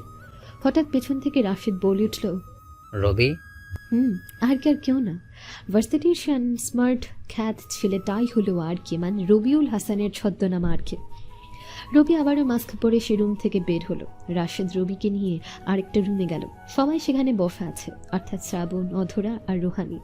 রুমটা খুব ভালো করে সাজানো, হয়তো সেটা রবি আসবে বলে। পাশের টেবিলে হঠাৎ ফোন বেজে উঠল। রাশেদ ফোন হাতে নিয়ে দেখে ওটা আরিয়ানের ফোন, আর কল দিয়েছে চিফ নিয়াজ। রাশেদ রবিকে এই কথা বলল। সাথে সাথে রবি রাশেদকে ইশারা করলো কম্পিউটারে ফোনটা কানেক্ট করতে। রাশেদ ফোন কানেক্ট করে ফেললো কয়েক সেকেন্ডের মধ্যে। রবি কম্পিউটারের সামনে বসে গেল, কিবোর্ড হাতের কারিশমা দেখাচ্ছে। কয়েক সেকেন্ডের মধ্যে ফোনটা রিসিভ করলো। অপর পাশ থেকে নিয়াজ বলল, আরিয়ান, আমাদের ডাটা পেতে আরও কত সময় লাগবে? আর অল্প সময়, খাস পাস শেষের দিকে। আর মাত্র 2 দিন সময় আছে, এর মধ্যে কিছু করো তাড়াতাড়ি। আমি আমার সর্বোচ্চ চেষ্টা করছি, আর একটু হলে কাজ শেষ। তাহলে কালই আমার সাথে দেখা করো, নতুন একটা ক্লু পেয়েছি। ওটা ইমেল বা অন্য উপায়ে সেন্ড করা যাবে না। কাল এসে দেখে যাও এটা দিয়ে কিছু করতে পারো কি না। ওকে, লোকেশন 8845956565। ওকে, কাল বিকালে দেখা করছি। তারপর ফোন কেটে দিল। হঠাৎ কম্পিউটারের স্ক্রিনে রবি কিছু দেখতে পায়। তক্ষুনি রবি নিজের গান বের করে শুট করে দেয় রোহানির হাঁটুতে। এমন অবস্থায় রাশেদ সহ সবাই ভয় পেয়ে যায়। রুহানিকে শ্যুট করলো কেন, এটাই তার প্রশ্ন। পায়ে গুলি লেগে রুহানির হাত থেকে ফোন পড়ে যায়। রবি আবারও নিজের গান কোমরে গুজে নেয়। রাশেদ সোজা এসে রবির সামনে দাঁড়িয়ে গেল। সবাই রুমে থাকলেও রাশেদের রাগ উঠে গেল হঠাৎ এমন শ্যুট করায়। রাশেদ কিছু বলতে যাবে তার আগেই রবি গিয়ে রুহানির ফোনটা হাতে নিল, রাশেদকে দিল। রাশেদ ফোন হাতে নিয়ে কিছুটা সময় দেখেই নিজের কোমর থেকে গান বের করে রুহানির মাথায় শ্যুট করে দিল। লাশ হয়ে গেল আরও একজন। বাকি 4 জন আছে রুমে, রবি ওরফে আর কে, অধরা, রাশেদ আর শ্রাবণ। শ্রাবণ রাশেদকে জিজ্ঞেস করলো, রুহানিকে শ্যুট করলো কেন? তারপর রাশেদ উত্তর দিল, সেও বেইমান, আর আমাদের ডিকশনারিতে বেইমানের অস্তিত্ব থাকে না। শ্রাবণ আবার বলল, কিছু বুঝলাম না ভাই। তখন রবি নিজের মাস্ক খুলল। শ্রাবণ আর অধরা রবিকে দেখে বেশ অবাক হলো, কারণ ওরা রবিকে আগেও অনেকবার দেখেছে। এমনকি শ্রাবণ রবির নামও জানে, কিন্তু সে যে আর কে সেটা জানতো না। রবির মুখ দেখে শ্রাবণ বলে উঠল, রবি? শ্রাবণ ভাই আমি। মানে কিভাবে কি? আপনি ছদ্মবেশ ধরে চলতে পারেন, আমি পারি না। ভাই কিছু বুঝতেছি না। ওকে, সব বলছি। আমি আর কে, কাজের কারণে আপনার এলাকায় এসেছে। আর দ্বিতীয় থাকলো রুহানির কথা। রুহানি আরিয়ানের আপন বোন না, কিন্তু তারা এক বাসায়ও থাকে। আসলে হচ্ছে রুহানিও ভারতের একজন এজেন্ট, যেটা রাশেদ জানতো না, এমনকি আরিয়ানও জানতো না এটা তার আপন বোন নয় যেটা। কিন্তু আমি জানতাম। বছরখানেক আগে রুহানি ভারতের এজেন্টের হয়ে কাজ শুরু করে। আমার বেঁচে থাকা এখানে আসা সব কিছু রাশেদ রুহানিকে বলেছে, আর রুহানি চিফ নিয়াজকে বলেছে। আমাদের মধ্যে আরও অনেক লোক আছে নিয়াজের। আজ এখানে যারা আছে সবাইকে শেষ করে দেব। তার মানে ভাই আপনি এতদিন ছদ্মবেশ ধরে আমাদের পাশে ছিলেন, কিন্তু আমি কিছুই জানলাম না। আমি জানতে দেই নাই, তাই জানতে পারিনি। আর আপনি আমাকে আগের মতো তুমি করে বলবেন, সমস্যা নেই। কিন্তু ভাই। কোনো কিন্তু নাই। রবির কথায় শ্রাবণ চুপ হয়ে গেল। পাশে রুহানির লাশ পড়ে গেছে। রবি হেঁটে রুহানির কাছে গিয়ে বলল, এই মেয়েটা রাশেদকে প্রেমের ফাঁদে ফেলেছে আর এসব করিয়েছে। আমি জানতাম নিয়াজ আরিয়ানের ফোনে কল দেবে, তাই আমি কম্পিউটারের ফোনটা কানেক্ট করতে বললাম, আর আমার বয়সকে আরিয়ানের বয়সে রূপান্তর করলাম, যাতে নিয়াজ বুঝতে না পারে এটা আরিয়ান নয়, রবি। আর নিয়াজ যে নাম্বারে বলেছে সেটা লোকেশন নাম্বার। ওখানে আসলে নিয়াজ নেই, সে আছে ঢাকায়। আর সেই লোকেশন বলেছে সেটা চট্টগ্রামের। নিয়াজ জানে আরিয়ান মারা গেছে। রুহানি প্রতি মিনিটের খবর নিয়াজকে জানাতো। সেই হিসাবে নিয়াজ জানে আরিয়ান সেখানে যাবে না, যাবে শুধু আর কে, মানে আমি। রবি এসব বলে থেমে গেল। পাশে পানির বোতল ছিল, সেখান থেকে পানি খেলো একটু। তারপর রাশেদ কানে কানে গিয়ে বলল, প্রেম তোকে অন্ধ করে দিচ্ছে, সেটা তুই বুঝতেও পারছিস না। আর যে তোকে ভালোবাসে তাকে তুই চিনতেও পারছিস না। মানে কি আমাকে? রাশেদ আর কিছু বলার আগেই রবি বলল, রুহানি নয়, তোকে অধরা ভালোবাসে। মানে তুই কিভাবে জানিস? আমি আরো অনেক কিছু জানি যেটা তুই জানিস না। রবি রাশেদের কাছ থেকে কিছুটা সরে এলো, সোজা অধরার সামনে গিয়ে দাঁড়ালো। অধরা ভয় পাচ্ছে। সে মনে করেছে এই বুঝি সে কোনো ভুল করলো আর তার মাথায় ঘুড়ি উড়ে যাবে। রবি অধরাকে বলল, ভাবি, আমার ভাইয়াটাকে সামলে রাখবেন। আপনি তো সব জানেন, তাকে সামলানো আপনার পক্ষে ততটা কঠিন হবে না। অধরা ভয়ে ভয়ে কাপা গলায় বলল, মা মানে? এত ভয় পাওয়ার কিছু নেই। আপনি যে রাশেদকে ভালোবাসেন সেটা আমি জানি, হয়তো বয়ে বলতে পারেননি, কিন্তু সমস্যা নেই, আমি তো আছি। আপনি এসব কিভাবে জানলেন? ভাবি, ছোট বাচ্চাদের মতো কথা বলবেন না তো। আমি আর কে, কখন কোথায় কি হচ্ছে সব আমি জানি। আপনার ভাই তো এসব বোঝে না। বেইমানের কারণে এসব কেউ বোঝে না আমাদের এই লাইনে। সবার মনে প্রশ্ন থেকে যায়, এই বুঝি কোনো চলনামণি এসে পুরো সাম্রাজ্য গুটিয়ে দেবে, তাই আমাদের জীবনে প্রেম জিনিসটা আসে না। যদি আপনি সত্যি আমার বন্ধুকে ভালোবাসেন তাহলে সোজা বিয়ে করে ফেলেন, নয়তো হারাতে হতে পারে। রবির কথায় অধরা বেশ লজ্জা পেল বটে, তাই তো মাথা নিচু করে ফেলল। রবি রাশেদের কানে কানে গিয়ে বলল, যদি অতরাকে তোর ভালো লাগে তাহলে বিয়ে করে ফেল। রাশেদ অধরার দিকে তাকিয়ে একটা মুচকি হাসি দিল আর ছোট করে বলল, ওকে। রবি আবারও রুহানির লাশের কাছে গিয়ে এক চোখে কিছু সময় তাকিয়ে ভাবল, কি চলনাময়ী নারী তুমি, ভালোবাসার ফাঁদে পেলে শেষ করে দিতে পারো পুরো দুনিয়া। চাইলে কিন্তু ভালোবেসে পুরো দুনিয়াকে তোমার মতো করে সাজাতে পারতে, কিন্তু তুমি তো ছলনাময়ী। এসব তো করার জন্যই তোমার জন্ম। রবি শ্রাবণকে বলল, বাইরে তাদের যত লোক আছে সবাইকে সামনে থাকা খোলা মাঠে দাঁড় করাতে। আর রবির কথা শুনে শ্রাবণ যেন বসে না যায়। শ্রাবণের বুঝতে বাকি নেই এখন আরও কতগুলো বেইমানের মাথায় খুলি উড়ে যাবে। রবি, রাশেদ আর অথরা রুমে বসে অপেক্ষা করছে যাতে শ্রাবণের কাজ শেষ হয়। রবির মাথায় হঠাৎ একটা আইডিয়া আসলো। এদিকে শ্রাবণ সবাইকে খোলা মাঠে লাইনে দাঁড় করিয়ে আবার রবির কাছে ফিরে এলো। তখনই রবির আইডিয়াটা কাজে লাগালো। চিপ নিয়াজকে রবি আর রাশেদ আগে থেকে চেনে, তাই তো রাশেদের কাছে অনেক আগে থেকে নিয়াজের মুখের একটা মুখোশ বানানো আছে। সব কিছু চিপ নিয়াজের মতো করে শ্রাবণকে সাজিয়ে দিল। শ্রাবণ অবাকই হচ্ছে, তার সাথে কিছু জানিই না। শ্রাবণ যখন সম্পূর্ণ চিপ নিয়াজের রূপ ধরলো তখন রবি শ্রাবণকে বলল, শ্রাবণ ভাই, আপনি এখন এই রুমের পেছন দরজা দিয়ে বের হবেন আর ফিরে আসবেন সামনে দিয়ে। আমরা খোলা মাঠে থাকবো, সবার সাথে আমরা কথা বলবো। আপনি হঠাৎ করে একটা শব্দ বলবেন, আর সেটা হলো ইজারি। এটা বললে হবে, বাকিটা আমরা বুঝে নেব। এটার মানে কি ভাই? ইজারি মানে বসে যাও। এটা বাস কিউ বাসার শব্দ, আর এটা শুধু তারা জানে যারা শুধু চিপ নিয়াজের হয়ে কাজ করে, বাকিরা এই শব্দ জানে না। তার মানে আমি নিজামের মতো সেজে সবার সামনে যাব আর এ শব্দ বলবো। যারা নিজামের হয়ে কাজ করে তারা বসে যাবে, তখন আমরা বুঝতে পারবো কারা নিজামের জন্য কাজ করে। একদম ঠিক বলছেন, কিন্তু একটু ভুল আছে। ভুল? ওটা কি?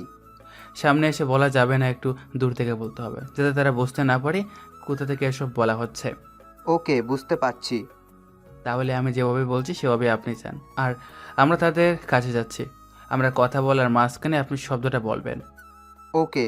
শ্রাবণ দরজার পেছন দিয়ে চলে গেল। রবি, রাশেদ আর অথরা সামনে দরজা দিয়ে সব লোকদের কাছে গেল। রবি সবার উদ্দেশ্যে বলল, আমি কে তা সবাই জানো। সবাই এটাও জানো যে আমি কোনো বেঈমানকে ক্ষমা করি না। কেউ দেশের বিরুদ্ধে কাজ করলে তার ক্ষমা এই বাংলার মাটিতে হয় না। রবি কথা বলছিল, হঠাৎ কেউ বলে উঠল, ইসেরি।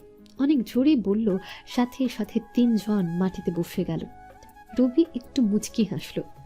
শ্রাবণ নিজের মুখোশ খুলে রবির কাছে এসে দাঁড়ালো। বসে যাওয়া 3 জনকে সামনে আনলো। রবি সবার উদ্দেশ্যে বলল, আমি এই 3 জনকে নিয়ে যাচ্ছি আমার সাথে, বাকি তোমরা ঠিক মতো কাজ করবে। বলো কেউ বেঈমানি করতে যাবে না। রবি 3 জনকে নিয়ে অয়ন আর আরিয়ানকে যে রুমে মেরে রেখে দিয়েছে সেই রুমে নিয়ে এলো। রাত প্রায় 10:30, কিন্তু চারপাশে এত লাইট যে দিনের আলোর মতো দেখা যাচ্ছে। 3 জনকে রুমে এনে বসালো। রবির পেছন পেছন রাশেদ, অধরা আর শ্রাবণও আসলে রবি সবার সামনে গেছে মাস্ক পরে। রাশেদ পেছন থেকে বলল, এরা কি সেই বেঈমান? এরা 3 জন নয়, 2 জন এখানে বেঈমান। এরা তো 3 জন। একজন আমাদের লোক, বলতে পারিস একদম আমার লোক। কোনটা তোর লোক? এই অজয় হলো আমার লোক, বাকি 2 জন চিপ নিয়াজের লোক। কিছু বুঝলাম না। আচ্ছা বলছি, অজয় হলো একজন এজেন্ট, বাংলাদেশ এজেন্ট। আমার হয়ে কাজ করে। সে কাউকে জবাব দেয় না, শুধু আমাকে বলে তার সব কথা। এমনকি প্রধানমন্ত্রীও যদি তার জবাব দিয়ে চায় তাও সে মুখ খুলবে না, কেবল তার সব রিপোর্ট আমাকে দেবে। আমি জানতে পারি এখানে চিপ নিয়াজের লোকেরা ঢুকে পড়েছে, তাই আমি অজয়কে তোর টিমে ঢুকিয়ে দিলাম আর চাল করে চিপ নিয়াজের লোকের সাথে হাত করে তার লোক বানিয়ে দিলাম। তারপর চিপ নিয়াজের সব খবর আমাকে দেয় অজয়। তার মানে এরা 2 জন আসল বেঈমান। এখন এদের 2 জনের মাথার খুলি উড়ে যাবে। কথা বলতে দেরি, শুট করতে দেরি না। আবারও 2টা লাশ পড়ে গেল। রবি অজয়কে আবারও রাশেদের লোকদের সাথে মিশে যেতে বলল। অজয় রবিকে স্যালুট দিয়ে চলে গেল। রবি শুধু মাফিয়া তা কিন্তু নয়। সেদিন আরিয়ান নিয়াজের সাথে হাত করে রবির সাম্রাজ্য গুড়িয়ে দিতে চেয়েছিল, সব রবি আগে থেকে জানত। কিন্তু বাংলাদেশ সিক্রেট এজেন্টের হেড রবিকে দেশের জন্য কিছু করতে বলেছে। তারপর রবিকে সিক্রেট হ্যাকারের চাকরি দেয়, যদিও সেটা কেবল লোক দেখানো ছিল।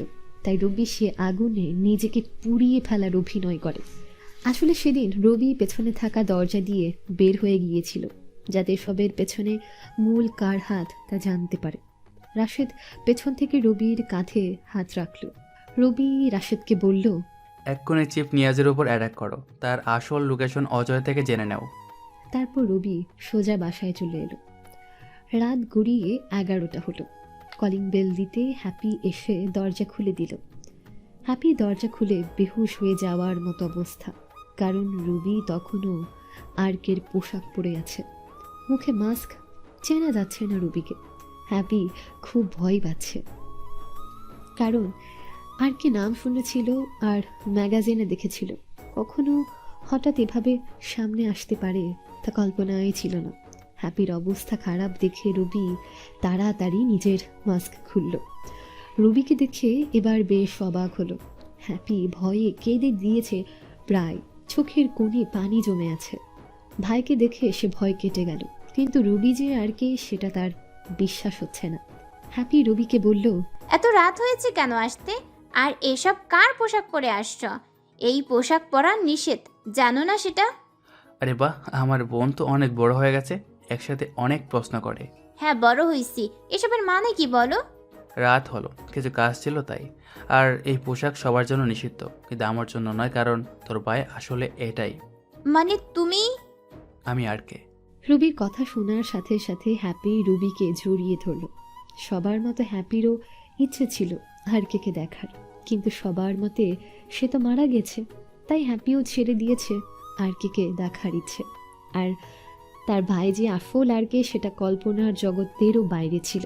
হ্যাপি দুই দিক থেকে খুশি, আরকেকে দেখা আর সেটা যে তার ভাই।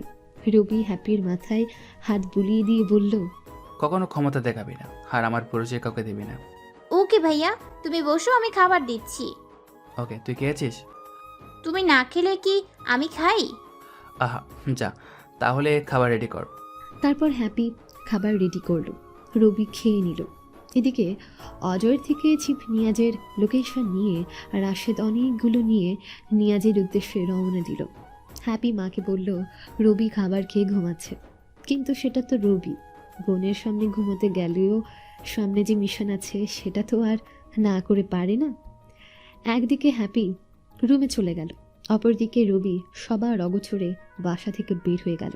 এইদিকে রাশেদ আগে আগে অজয়কে চিপ নিয়াজের আস্তানায় পাঠিয়ে দিল। পেছন পেছন রাশেদ তো আছে, সাথে আরও লোক সংখ্যা। নিয়াজের যে লোক পাচ্ছে তাকে সেখানে মেরে দিচ্ছে। এভাবে একের পর এক লোককে মেরে সবাই নিয়াজের মূল আস্তানায় চলে গেল। সবাই চারপাশে ঘিরে ধরল। যখনই রাশেদ ভেতরে ঢুকতে যাবে তক্ষুনি পেছন থেকে রবি রাশেদের কাঁধে হাত দিল, অবশ্যই মাস্ক পরা অবস্থায়। রাশেদ রবিকে দেখে একটা মুচকি হাসি দিল। রবি আর রাশেদ একসাথে নিয়াজের রুমে ঢুকে পড়ল। নিয়াজ এখনো ঘুমাচ্ছে। রবি গিয়ে একটা চেয়ার নিয়ে বসল। রাশেদ তার আগে কিছু কাজ করে নিল। নিয়াজ গভীর ঘুমে আচ্ছন্ন। হঠাৎ কার উপস্থিতি বুঝতে পেরে তার ঘুম ভেঙে গেল। হঠাৎ রুমে আর কে দেখে নিয়াজ বেশ ভয় পেয়ে গেল, কারণ এটা নিয়াজের গোপন আস্তানা, কেউ এখানে আসতে পারে না। নিয়াজ তাড়াতাড়ি উঠে পাশে রাখা গুলি হাতে নিল। রবি নিয়াজের গুলি নেওয়া দেখে একটা মুচকি হাসি দিল। নিয়াজ গুলি ধরে হাসতে হাসতে বলল, আজ তাহলে আর কি আমার কাছে ধরা দিল? রবি তখনও হাসছে। পাশে রাশেদ দাঁড়িয়ে আছে। চিপ নিয়াজ গুলি ধরে রবিকে বলল, তোর মুখোশ খোল দেখি একটু তোকে। রবি বাধ্য মানুষের মতো নিজের চেহারা দেখালো। নিয়াজ হাসতে হাসতে বলল, এই পিচ্চি তাহলে আর কে পুরো দুনিয়া কাঁপাচ্ছে? পিচ্চি শব্দটা রবি কখনো নিজের জন্য শুনবে তা ভাবেনি। রবির এবার বেশ হাসি পেল। রবির হাসি দেখে নিয়াজ বলল, আজ তোকে এইখানে শেষ করে দিব। চারপাশে আমার লোক, একটা ডাক দিলে সবাই চলে আসবে, তোকে টুকরো টুকরো করে দিবে। রবি এবার চিফ নিয়াজকে বলল, ডাক তাহলে। চিফ নিয়াজ এবার একটু ভয় পেল। সবাইকে ডাকলো, কিন্তু কেউ আসলো না। অবস্থা খারাপ বুঝতে পেরে নিয়াজ রবিকে শুট করে দিল, কিন্তু এ কি, গুলি তো বের হয় না। রবি হাসতে হাসতে বলল, বুলেট রাশেদের হাতে। রাশেদ তার হাতে থাকা বুলেট দেখালো। তার মানে রাশেদ আগেই বুলেটগুলো বের করে নিল। রবি গিয়ে নিয়াজের ল্যাপটপ নিয়ে কি যেন করলো। নিয়াজের ফোনে অ্যালার্ট আসলো, তার ব্যাংক অ্যাকাউন্ট হ্যাক হয়ে গেছে। রবি হাসতে হাসতে বলল, শুধু তোর অ্যাকাউন্ট নয়, তোর পুরো ভারতের সব ব্যাংক অ্যাকাউন্ট শেষ করা আমার বাম হাতের কাজ। অন্য দেশের ক্ষতি করাই তোর কাজ, তাই আজ তোর জীবন শেষ। রবি নিয়াজের সাথে কথা বলে সময় নষ্ট করতে চায়নি, তাই শুট করে দিল। নিয়াজের ব্যাংক অ্যাকাউন্টের সব টাকা গরিব মানুষের ফোনে দিয়ে দিল। রবি একটা মুচকি হাসি দিল। শেষ হলো কিছু দেশদ্রোহী আর অপদার্থ কিছু মানুষ। সবাই চায় আর্কের মতো মানুষ যেন বাংলাদেশে একটা হলেও তৈরি হয়। কাজ শেষ করে রবি সবার অগোচরে আবারও বাসায় চলে এলো। সকালে ঘুম থেকে উঠে ভার্সিটিতে গেল। আজকে কি একটা এক্সাম আছে যেটা স্যার বলেছিল। সবাইকে একটা প্রশ্ন করলো, সেটার উত্তর যে মিলাতে পারবে সেই হবে আজীবন সবার কাছে স্মৃতির মানুষ। সবাইকে ট্রাই করতে দেওয়া হলো, কিন্তু কেউ পারল না। শেষে কেবল অরণি আর রবি বসে আছে। আজ অরণি রবির পাশে বসলো। অরণি গেল, কিন্তু সেও পারেনি। সবার শেষে রবি ছিল। স্যার সবাইকে বলল, তোমাদের মধ্যে কেউ পারোনি? তোমাদের কারোর নাম কেউ মনে রাখবে না? পেছন থেকে রবি দাঁড়িয়ে গেল। স্যার, আমি এখন করিনি কার। রবির কথা শুনে সবাই হেসে দিল। এই হাবাগোবা ছেলেটা এই সমস্যা সমাধান করবে? রবির কথা শুনে স্যারও বিরক্তি নিয়ে বলল, তোমার দ্বারা এসব সম্ভব হবে না। রবি বুঝতে পারল স্যার সবার সামনে তাকে আবারও অপমান করলো। রবি চিন্তা করলো এই সমস্যার সমাধান যদি রবি করে দেয় তাহলে স্যার তার উপযুক্ত জবাব পেয়ে যাবে। স্যার চলে যেতে চাইলে রবি থামতে পারে। স্যারের টেবিল থেকে কলম নিয়ে 2 মিনিটের মধ্যে রবি এই সমস্যা সমাধান করে দেয়। স্যার অবাক হলো, এত তাড়াতাড়ি শেষ করলো, তাও নির্ভুলভাবে করতে পারলো। সবাই রবির সমাধান বের করাতে অবাক হয়ে যায়। স্যার এবার বুদ্ধি করে আরও একটা সমস্যা দিল রবিকে, কিন্তু সেটাও রবি 3 মিনিটের মাথায় সমাধান করে ফেলল। এবার স্যারের বুঝতে বাকি নেই, রবি বাইরে থেকে যেমন দেখা যায় আসলে সে তেমন নয়। রবি আসলে অনেক বড় খিলাড়ি। স্যার কিছু বলতে যাবে তার আগেই রবি বলল, পোশাক মানুষের ভিতরে কি আছে তা বলে দেয় না। স্যারকে কিছু বলতে না দিয়ে রবি সোজা বের হয়ে গেল। রবির পেছনে অরণিও বের হয়ে গেল। রবি সোজা একটা গাছের নিচে গিয়ে বসলো। একটু পর রবি অরণিকে বলল, আমি আজ এখান থেকে চলে যাব। মানে কই যাবে? আমার শহরে যাব। কেন? এখানে থাকলে কি সমস্যা? হুম। আমি এখানে পড়তে আসিনি, কাজে আসছি। কাজ শেষ, এখন চলে যাব। আমি তো কিচ্ছু জানি না, তুমি যাবে না? এখানে আমার কেউ নেই, কিছু নেই। আমি আমার বাসায় চলে যাব। কে বলেছে কেউ নেই? আমি আছি তো। মানে? আমি তোমাকে ভালোবাসি। সেই দিন তুমি যেভাবে আমার দিকে তাকিয়েছ, আমি সেই দিনই তোমার প্রেমে পড়ে গেছি। এখন তুমি বলো, এখানে আমার কি দোষ? আমার নগরে প্রেম বলতে কিছু নেই। যদি সত্যি তুমি আমাকে চাও তাহলে বিয়ে করতে পারো। আমি রাজি। আমি বেকার, কি খাবে? সমস্যা নেই, দুজন জব করব। তোমার বাবা মিজান সাহেব আমাকে তোমার পরিবারে মেনে নিবে না। আমি বাবাকে বুঝালে বুঝবে, কিন্তু তুমি বাবার নাম কিভাবে জানো? আমি শুনেছিলাম হয়তো। অবশেষে রবি চলে গেল তার শহরে। মা, আপু, ছোট বোন, হ্যাপি সবাই আবারও এক ঘরে আছে। পরদিন রবির ফোনে অরণি কল দিলে রবি ফোন ধরে। অরণি আজ বেশ খুশি, কারণ তার বাবা রাজি হয়ে গেছে রবির সাথে অরণির বিয়ে দিতে। রবিও বেশ খুশি, প্রিয় মানুষটাকে নিজের করে পাবে বলে। পূর্ণতা পাক এই ভালোবাসা, শুভ হোক তাদের নতুন পথ চলা।